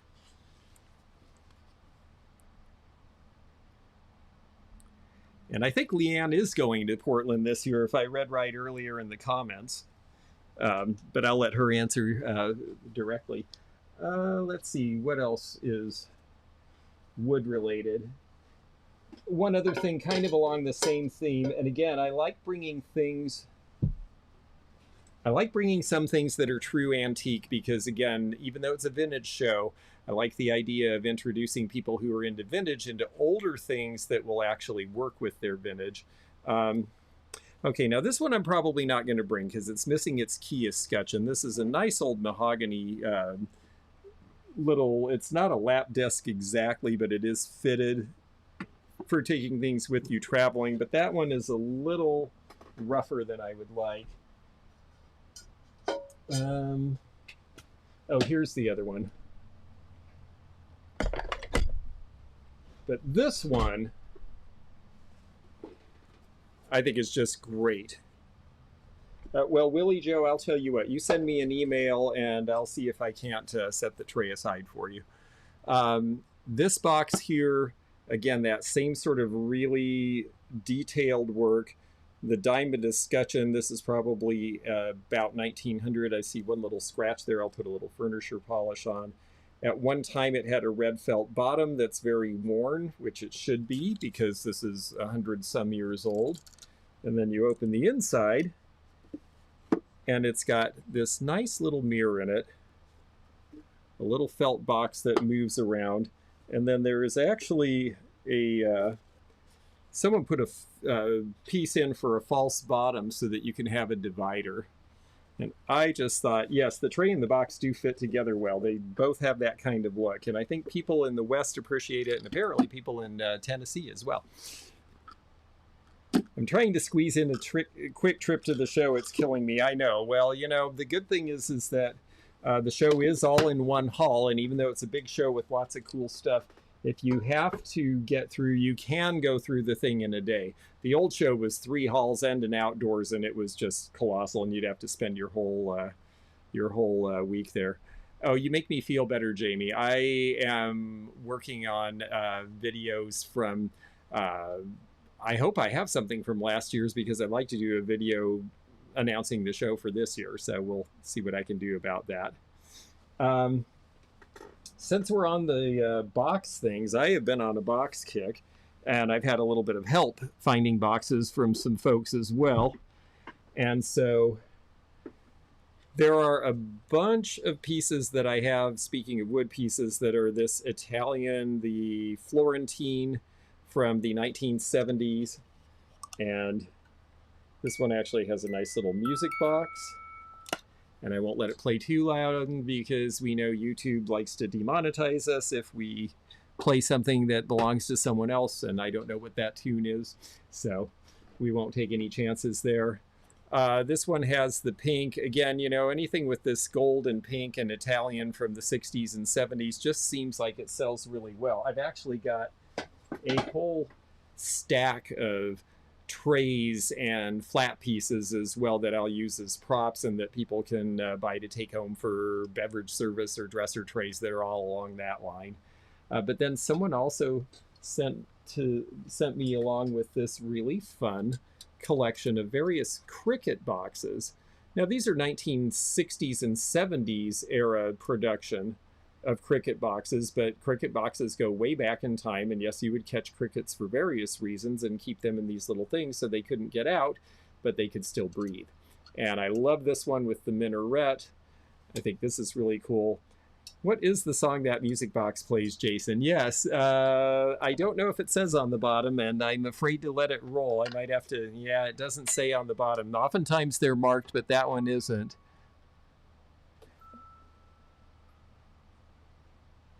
Okay, it might be letting me call you sweetheart. I can't quite hear enough of it, and I'm afraid to take a chance. But it is still playing. So you may be able to figure it out at the rate it's going if you can hear it in the background. Another little Cricut box here. I just think these are fun. Hello there, nice to have you with us. And yes, Jocelyn introduced a lot of people to Cricut boxes. I had heard of them because they're originally a thing that was more prolific in Asia, and being on the West Coast, we would find these at estates. And there's another one. It's just a neat look. All the open work and everything, it just gives it an extra bit of style. I also was sent off with several of these that have the clear glass. And, you know, these are just fun for dressers and that sort of thing. And since I'm carrying a lot of costume jewelry with me and hopefully getting a bunch more right before the show, I have an appointment with somebody, I am expecting to have a big display of that sort of thing. And then some solid brass here. I thought they were being used for incense. A lot of people did use them for incense or potpourri because they can let the smell out. That's correct. As far as the use, that's how a lot of people use them, but it actually originally was for another purpose. Exactly. Yeah. Yeah. Everyone thinks they're for potpourri, and then you find out, oh, actually it's heralds from an ancient thing that was actually about something else. But, you know, we just use things however we need to today. This little tray is actually quite older and heavier, from probably about 1910. I just like anything that's little trays, and metal is popular right now. Brass and gold and all of these fancy things are definitely going into collections again. And yes, you could put a very loud Cricut in there, and then it can annoy you all night long. I remember the first time I drove to the South 30 years ago, and I hadn't really driven through the South. I'd always sort of flown by, or we came when I was a kid and I didn't remember. And I remember the first night thinking, oh, I'm staying in a place in Texas in the middle of the country. It's going to be so quiet. And the crickets kept me up all night long. Is that a Crazy Daisy bowl behind me? Yes, that's right. It sure is. And hi, Charlene. Oh, I'd love to have you come too. We do get Alaskans. I'll show you something from Alaska in a minute that I'm bringing. And yes, this is a Crazy Daisy bowl. And this came from a roadside sale here in Kentucky. And it is going to go out along with a, I've got the casserole and lid. I think it's the, not the Cinderella shape. The oval shape is going to come with it. So we'll have those out there. And let's see here. I'll show you this really quickly because this is a Keen, an actual Keen. We see lots of the knockoffs from the 60s, but this one's actually Mark Keen on the back as well as the front. And of course, a lot of you folks probably saw the movie about the Keens where we all found out that Mrs. Keen had actually done most of the work, and when she and Mr. Keen split up, the jig was up and she got credit and a whole bunch of the money from the estate because of it. Yes, when they move to the country and the quiet keeps them awake. That's exactly how I felt. I felt like such a city boy, and I have since then learned to sleep with earplugs because I travel so much. And yes, it is supposed to be lucky to have a cricket in your home, and actually, one cricket making its noise off in another room would maybe be pleasant for a while. What do you feed crickets? It's horrible to say, but I know people feed crickets to other things. So, what do you feed the cricket? 97 degrees, yes. Ah, grandma's pattern. Oh, that's really great. I've always liked that pattern. It's just so much fun. Um, let's see really quickly here. There's just so much, and there's probably more than I can even show you. But I am bringing a few things in the toy department. I don't generally get a lot of toys, but this is a 1956 Buick Roadmaster sedan. Now, that might not be the Roadmaster, it's a two-door, but this is by Kragston, which was a Japanese company, and I was so happy to find this because the box is a little worn, but it's present, and the car and its controller are just immaculate. And you just don't really see many of these Japanese battery-operated toys. This is an example of, people always say, oh, old stuff was so much better made in the old days. Does this look really well made to you? This was not a well-made, high-quality item when it was new, and so the fact that it's still in existence in this condition is remarkable. And that's why the toy collectors are really hot for battery-operated Japanese toys now, so I was happy to get that. Are all the Afghans going? The two behind me are going. I'm not bringing the whole stack because, honestly, I could fill the entire front seat of the car with Afghans from top to bottom. But I brought the two in the really wild colors that you saw in the thumbnail. I'm also bringing the Vera cloth behind me there. Oh, and I mentioned there was somebody from Alaska who came into the chat, and I wanted to show you this. I bring anything Alaska related because we do get a lot of people who come down from Alaska for this show. They look for things familiar, and there's also a lot of collectors elsewhere of Alaskana in the Northwest, and this one is named Lisa. This is a C. Allen Johnson figure, and the signature is way up underneath there. Now, this is 1994. This is late for C. Allen Johnson. Most of these pieces were done in the 1960s and 70s. It's got the ethnographic design in the cloak. The designs are really good, and the prices are not cheap on these. She's probably worth around $150 to $175. So this is something to look for. I found this in, I think it was somewhere around here, and it was someone who had gone on an Alaskan cruise and just had to have her, and it wasn't like anything else in the house. So she's going to go back to the Northwest. Thank you, Jamie. Have a great time. Let's see what else we have here. In the cat department, one little Balik Shamrock cat, just because Balik Shamrock always sells. I mean, this isn't a wildly old piece of Balik, but it is cute. And then these with the crackleure, and this is deliberate crackle like Treasure Craft did. You can get glazes to crackle in the kiln deliberately. Treasure Craft was one of the first to use that. These are actually Tiffany and Company from about, 1979's been what, 45 years? Is that possible? And so these are candlestick holders. Now, Tiffany and Company people, I get a lot of people say, ooh, Tiffany and Company. Well, Tiffany, absolutely high-end. Tiffany and Company, they made giftware for a lot of different price points. When you see the N Company, a lot of that is actually sort of starter for Tiffany. It's still good quality. It's still collectible. It still will sell a premium for that name, but it doesn't necessarily mean these are worth thousands of dollars because they're Tiffany. They're probably, I'm guessing, worth maybe... I'm guessing $75 to $100. I haven't looked into them. I have some research to do. This will be nice, actually, having filmed this, because then I can go through on my trip at night, and instead of having to try to remember, I'll just go, oh yeah, how much is that?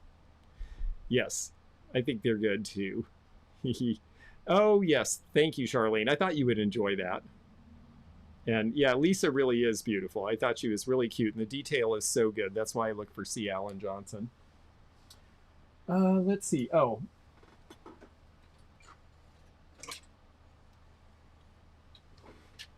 I think these are one of the most awesome things I have found in ages. Well, I can't say I found it, actually. A friend of mine found it, and I am taking them to sell for her, and I haven't quite figured out whether to do it by the piece or as a bouquet, but look at this.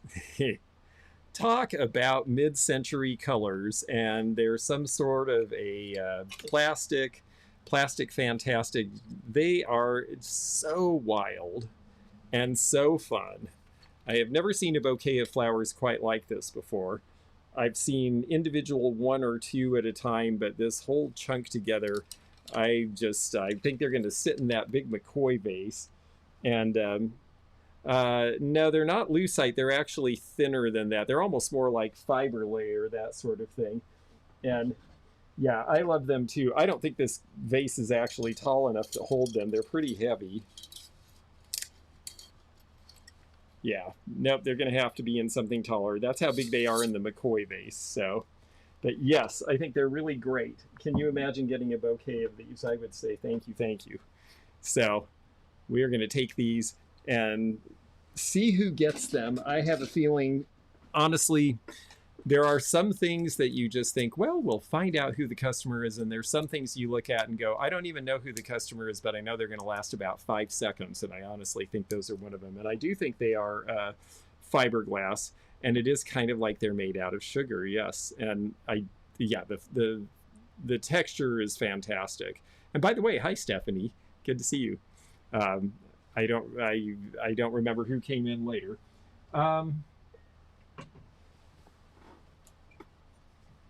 Still loving the Hager earth wrap, so I did get this piece, and I have a number of Hager pieces coming. Most of what I have are actually Hager fish of various sorts. And I know what you mean. Yeah, they sound like fiberglass to me too. Rob, I think they're probably from about 1970. There was a period of time where there was a company in Seattle, for example. I had a big screen once made out of a similar material, and it was called Fiberlay. And it was actually a kit where you could do it at home. Now, I'm not sure that those were cast at home. I think maybe a company did those, but it is a fiberglass composite of some sort. Oh, Amelia, I am so glad that you're having that repaired. It's such a beautiful piece. I think it's actually rather valuable, and it needs the repair. And I'm so glad you got that at the storehouse sale. That makes me very happy. I think it's a great piece, and I think that once it's fixed, you have a nice little investment there. I think it's worth putting the money into. I just never could get to it. Sandy, hello, nice to see you. We are having a little bit of fun here. I'm just going over some of the stuff that I have been sorting through today, trying to figure out what I'm taking to the Rose City Vintage Market in Portland, which is not this coming weekend, but the next. I'm driving starting tomorrow to go cross country to head there. And so I was going through a lot of stuff, and I thought it'd just be fun to share what I was finding in these boxes with you. I've already got over a dozen boxes packed in the car, so there will be a lot of things going there. And I've got things to pick up when I get to Seattle, like that Art Deco collection. So there'll be more than meets the eye, but this will give you a taste of some of the things I've found in this part of the country that I'm bringing to Portland with me. Lena Ray, well, hello there. It's great to see you. Here, resin grapes, great color. I sold my other resin grapes at the storehouse sale, so it's nice to have a set to go. And I just really like that green. Yes, they are very heavy, but when they're a good color like that, it's worth taking a bunch of space in the box because they'll sell for enough to be worth it, and they're going to look really fun. This little guy, he is not in perfect condition, but he is a really cool 70s robot, and we just had to have some fun with that. And yes, hi there, Dirt Road. Good to see you. And send me an email, Lorraine. I might be able to make that happen for you. Let's see here. What else can I show you while we have a few minutes here? This radio. Oh, here we go. I need to undo this. It's funny how I'm not sure why people haven't been taught how to wind cords, and I didn't know for a long time either. A friend of mine in the business, the antique business, used to work for a lamp shop. That was his first job as a teenager. And he said, well, the chords usually just sort of follow a pattern, and you just sort of go back and forth and gather in little S shapes like this.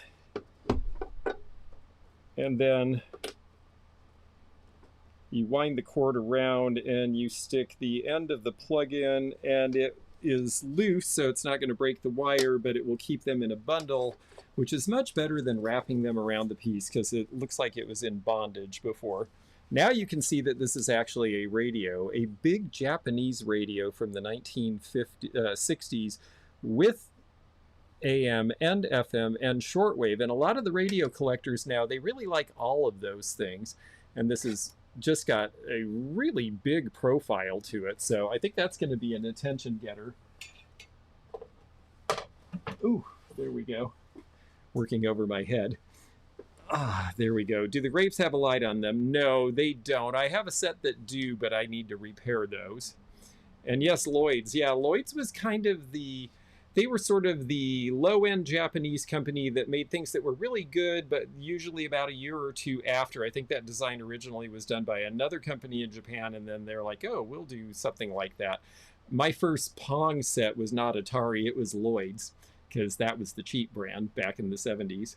Can you remember playing Pong? I was talking to someone the other day who was talking about, oh yeah, we spent hours just dink, dink, dink, dink, and thought it was the most amazing thing. Yes, AM, FM, and shortwave make a difference. People do like shortwave. Some of the people who buy radios actually are buying them to use, and they really do like to get all those other bands. So the little vase you took down by the radio. Oh yes, this is a studio glass piece. I have tried and tried and tried and tried to read the signature, and maybe it'll come in better on the camera than it was coming in for me under a loop. It does have a signature, but it's almost like it's a script, and it's very hard to read, but I think it's a very cute little piece. Yeah, there's the signature. If anybody knows this or can read that,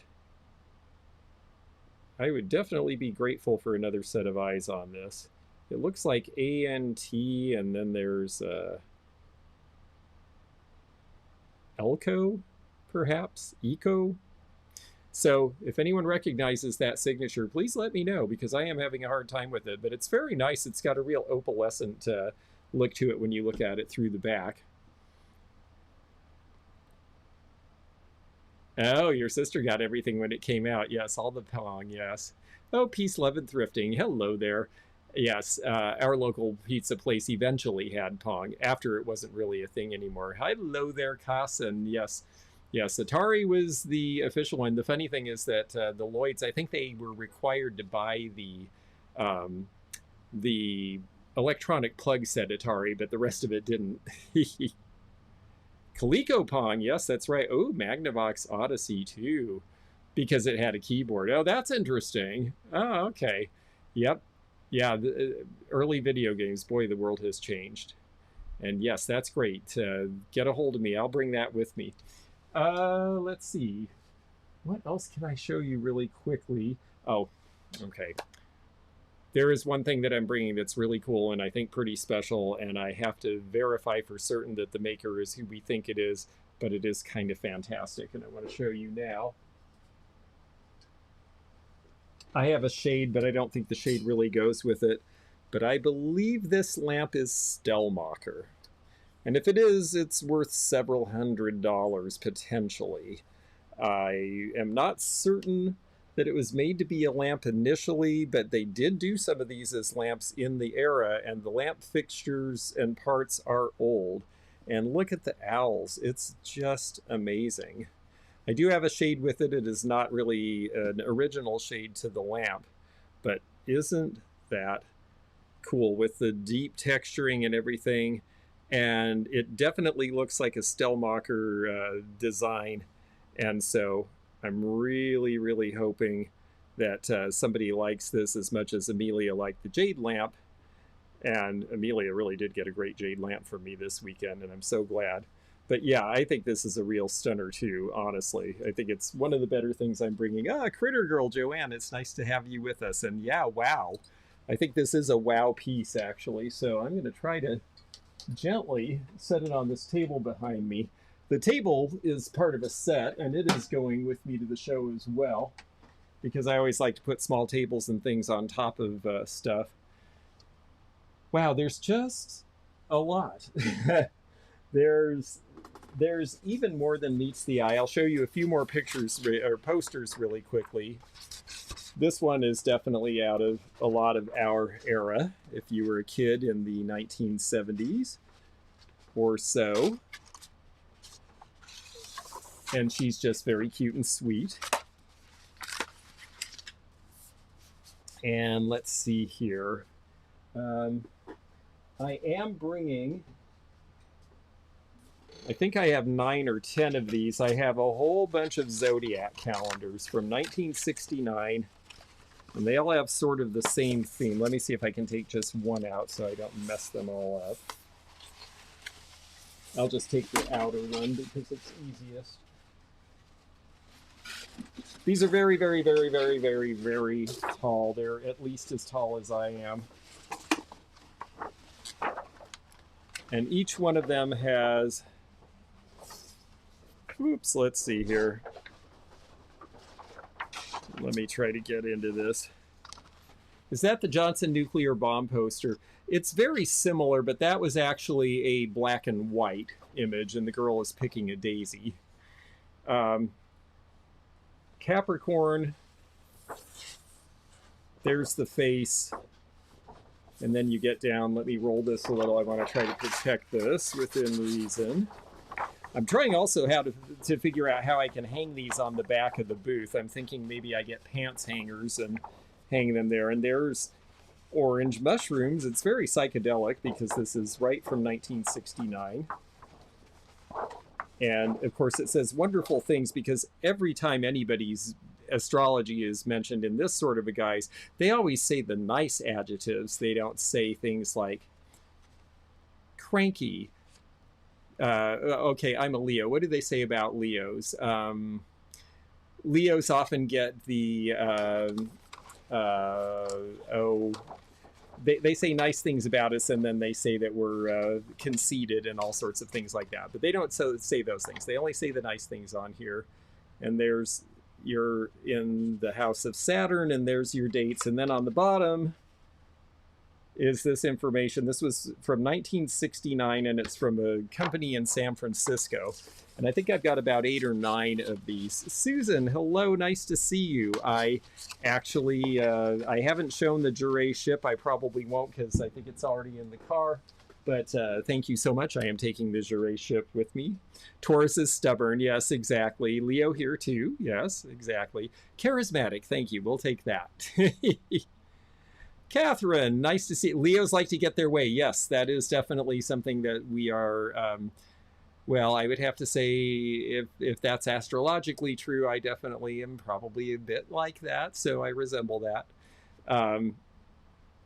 Yes, Gemini would be really cool.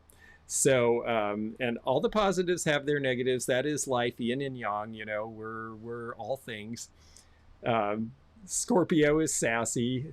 Is that a Vera butterfly print behind you? Yes, it is. That is actually signed Vera, and that is going to go as well with the blue and yellow and green butterflies. Capricorn here. Daughter is Leo. She fits the bill. That's great. Let's see what else I can show you really quickly, because at a certain point in the not too distant future, I'm going to have to wrap this up because I need to actually get this stuff in boxes and start packing the car between rainstorms. So one thing I will bring, which is another one of these, gee, it's an old thing, but it's a cool thing. I have not all, but most of these sets of stereoscopes, which are a tour of the world. Libra, yes, my mother was a Libra, and Libra is supposed to be the sign of balance and justice with the scales. Let's see here.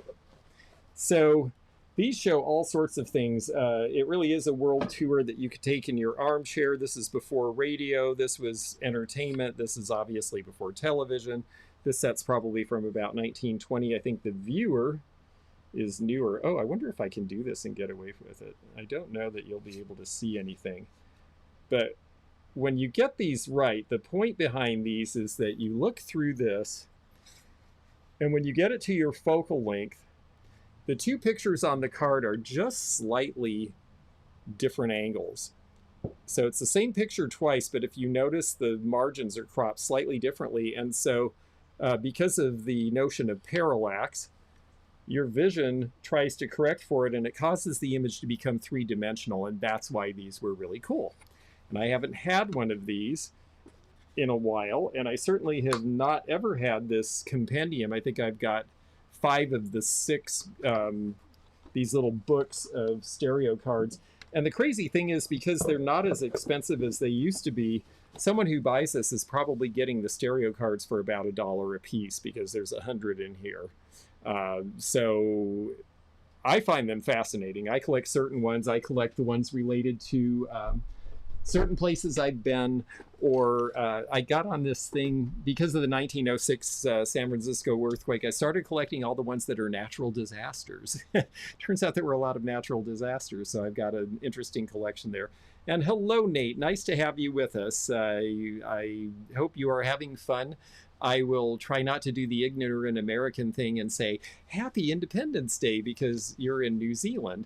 And we have a bad reputation for I was reading something this today in a blog by a Danish woman saying, I've lived in America 30 years and I'm happy to see the fireworks and I love the country and I'm all very supportive, but please stop asking me what we do on July 4th because it's not Independence Day in Denmark on July 4th.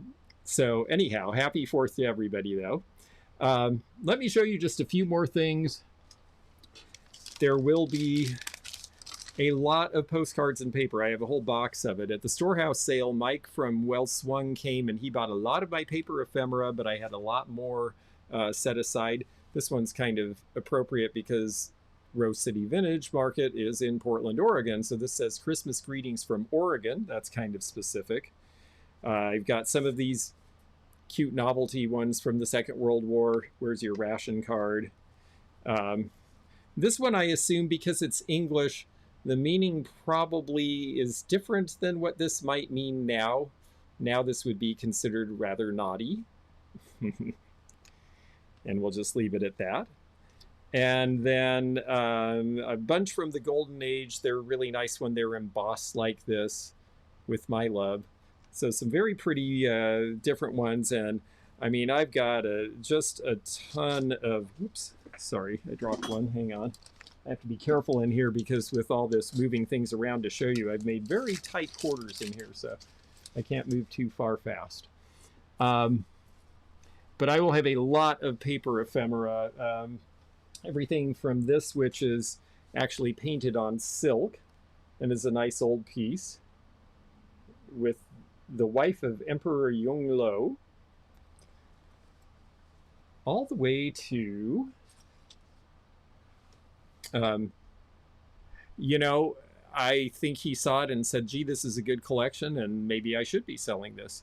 Do I put my postcards in sleeves? I know I should. I don't. It's the time and expense is just too difficult unless I have something really special.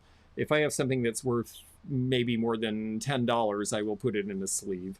Otherwise, I just can't take the time to do all of that as much as I might like to. But we've got more wild linens, and I've got Vera napkins, and I've got, I think these are Disney pillowcases, and just a bunch of different fun stuff. I have a few things that are a little less fun. I'll show you those really quickly. Well, some of them are just less fun because of the subject. I am bringing a few murder mysteries from my mother's collection. And there's going to be more coming along, but I haven't had a chance to go through them all. But I have a bunch that I can put out for about $10 a piece. Mignon Eberhardt was actually a very good author in the time. Another one that was famous is this one. Constance and Gwyneth Little. These were sisters. I believe they were English. And there they are. Oh no, they were born in Sydney, Australia, it says. And then they went to London and Mexico City and New York. And so they actually were quite worldly, and they wrote some very worldly books. Oh, that's wonderful news. Yes, if you did the water test and it came out, that's pretty good. I have to, oh, yes. Sarah almost bought this one because I actually I had this one out at the storehouse sale down on a low shelf. And so, yes, Sarah almost went home with that one. The original, yes, this author wrote Plant Me Now and then Dig Me Later, which is pretty awful, actually, if you think about it. Death, rights, and ads. So these are nice and lurid, which I enjoy. Leslie Ford is of interest to me more personally now that I know her story. A lot of hers were written at the time that she lived in England and feature English subjects, but she actually was a graduate of the University of Washington in Seattle, as am I. And then she married an Englishman and ended up over there, and that's when she started writing mysteries. So, and then just for a little more levity, we're also going to bring little Lulu. Let's see here. And then I did mention, oh, one other book that I think is nice. This one's actually very sweet, Happy Hours at Home. And this one is a compendium of character building, our faults. So maybe not as fun to read when you get on the inside, but I think it's supposed to be something. This is, the signature is dated 1922. It was from the Gospel Trumpet Company in Anderson, Indiana. And I think that the idea behind this was that you want to, I think this was to try to get your kids to behave well and be better children. So there you go. And if any of you need that, well, you know who you are. Then, let's see. I won't go through all the paper ephemera because we could spend 3 more hours. But I will show you this one because I get such a kick out of it. This is from the old Doghouse Tavern. These are placemats. This is a place in Seattle that is no longer there. It was a fantastic, wonderful, interesting old Seattle institution. It started in the Second World War, and it had a big mural, which I hope they kept, or actually the menu board that talked about, it was referencing a lot of World War II stuff. But they had a lounge, and in the lounge was an organist by the name of Dick Dickerson. And when I was in college in the 1990s or 1980s, you would go in after a concert or something, and they were open very late because they were the place for the swinging singles, and it was the same people who had been going there since the 1950s. So by the time we were going there, you would have this group of people in their 70s and 80s, and they're singing and chain smoking always and drinking whiskey. And there'd always be this one woman in a very nice pantsuit who'd get up, and she was a good singer, and she'd do all the old standards. And it was that group of people having their life, and all of us college students on the edge watching it all happen. It was just fascinating. So you don't see much from them. Critters, yes, I did show some critters earlier, but the critters I think we've already reviewed this time. But any that don't sell, I'll bring to Spokane, and we can take a look at them there with you.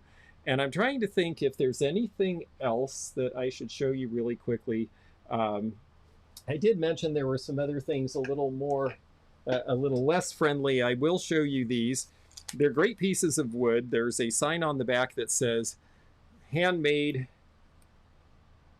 by a German youth at school brought back after the war. And yes, they do have the swastika. So, you know, now in Germany, this is a banned symbol. It's certainly not anything you can sell on eBay.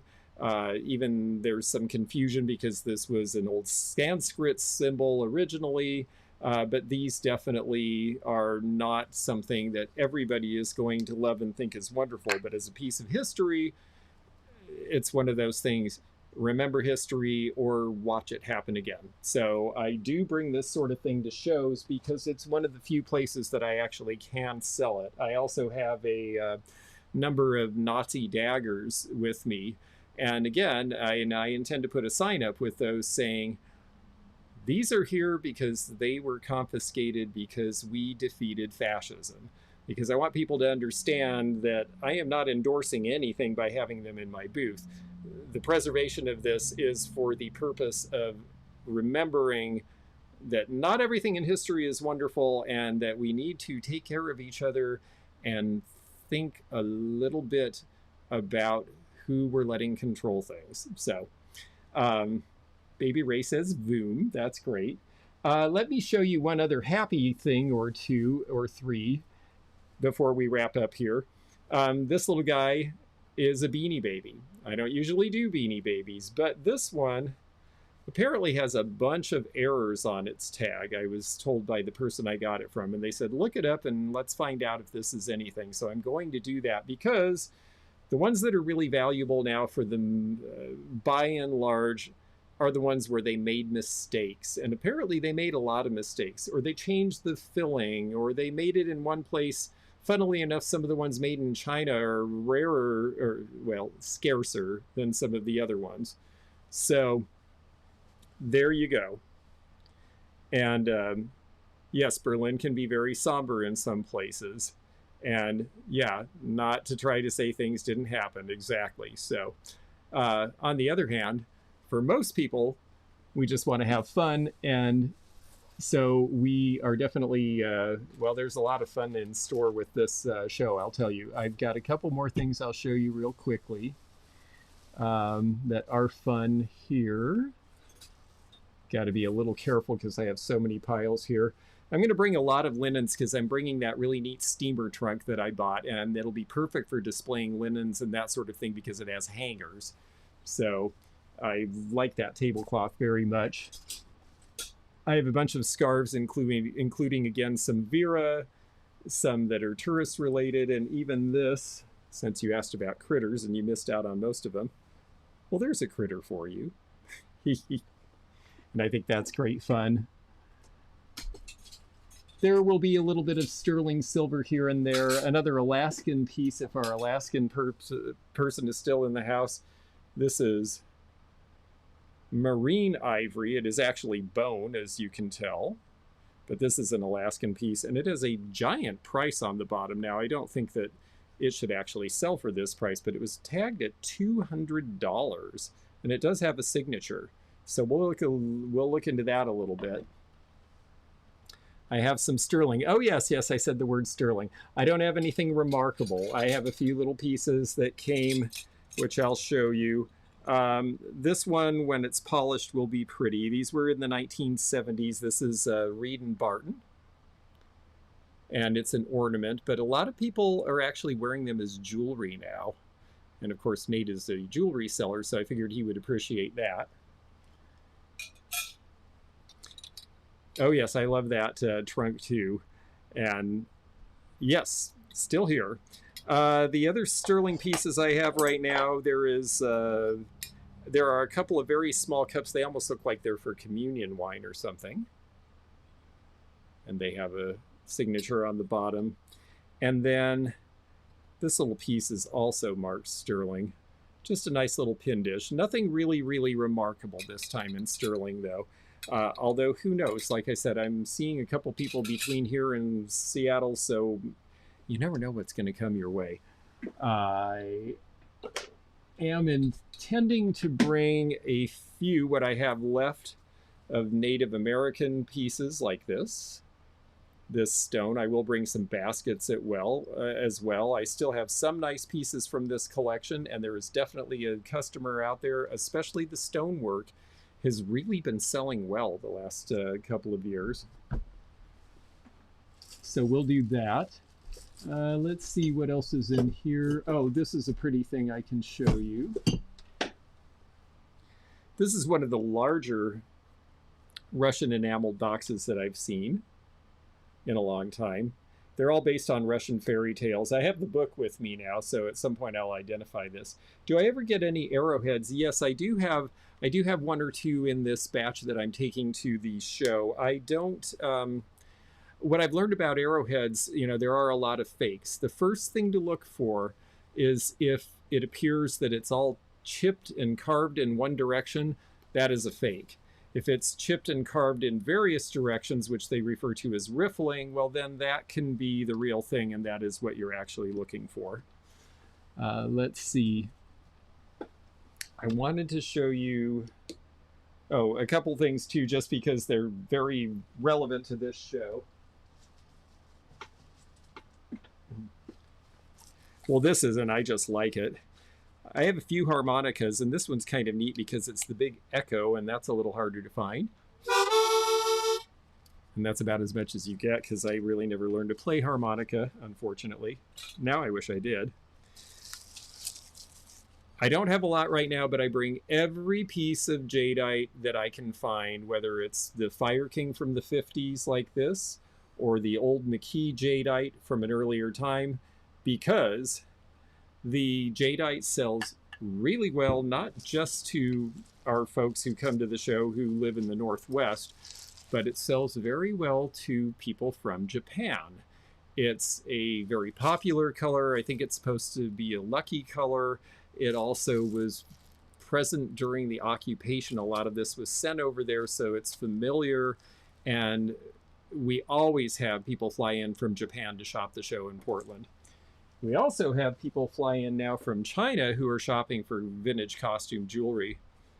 Oh, Kelly, that's so great. I am so glad that you're coming to the show. And yes, I do remember the furry boots. That was so fun. And I am really looking forward to seeing you again. Yes, the fireworks are getting ready to start, I'm sure, in a lot of places. So we'll wrap up here in just a few minutes. But since I mentioned jewelry, I should show you a little.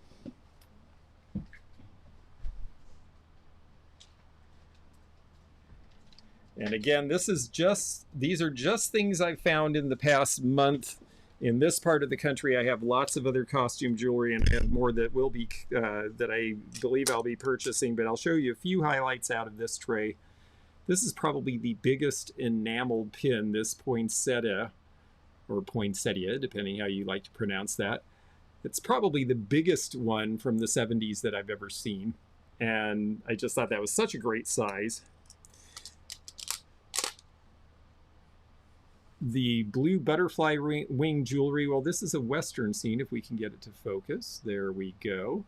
So that seemed like an appropriate thing to take out west. I have a bunch of different JJ pieces. Now, JJ's only been out of production for a relatively brief time, but it is out of production, and they did some really fun things. They did this set, which I think are great, the earrings here.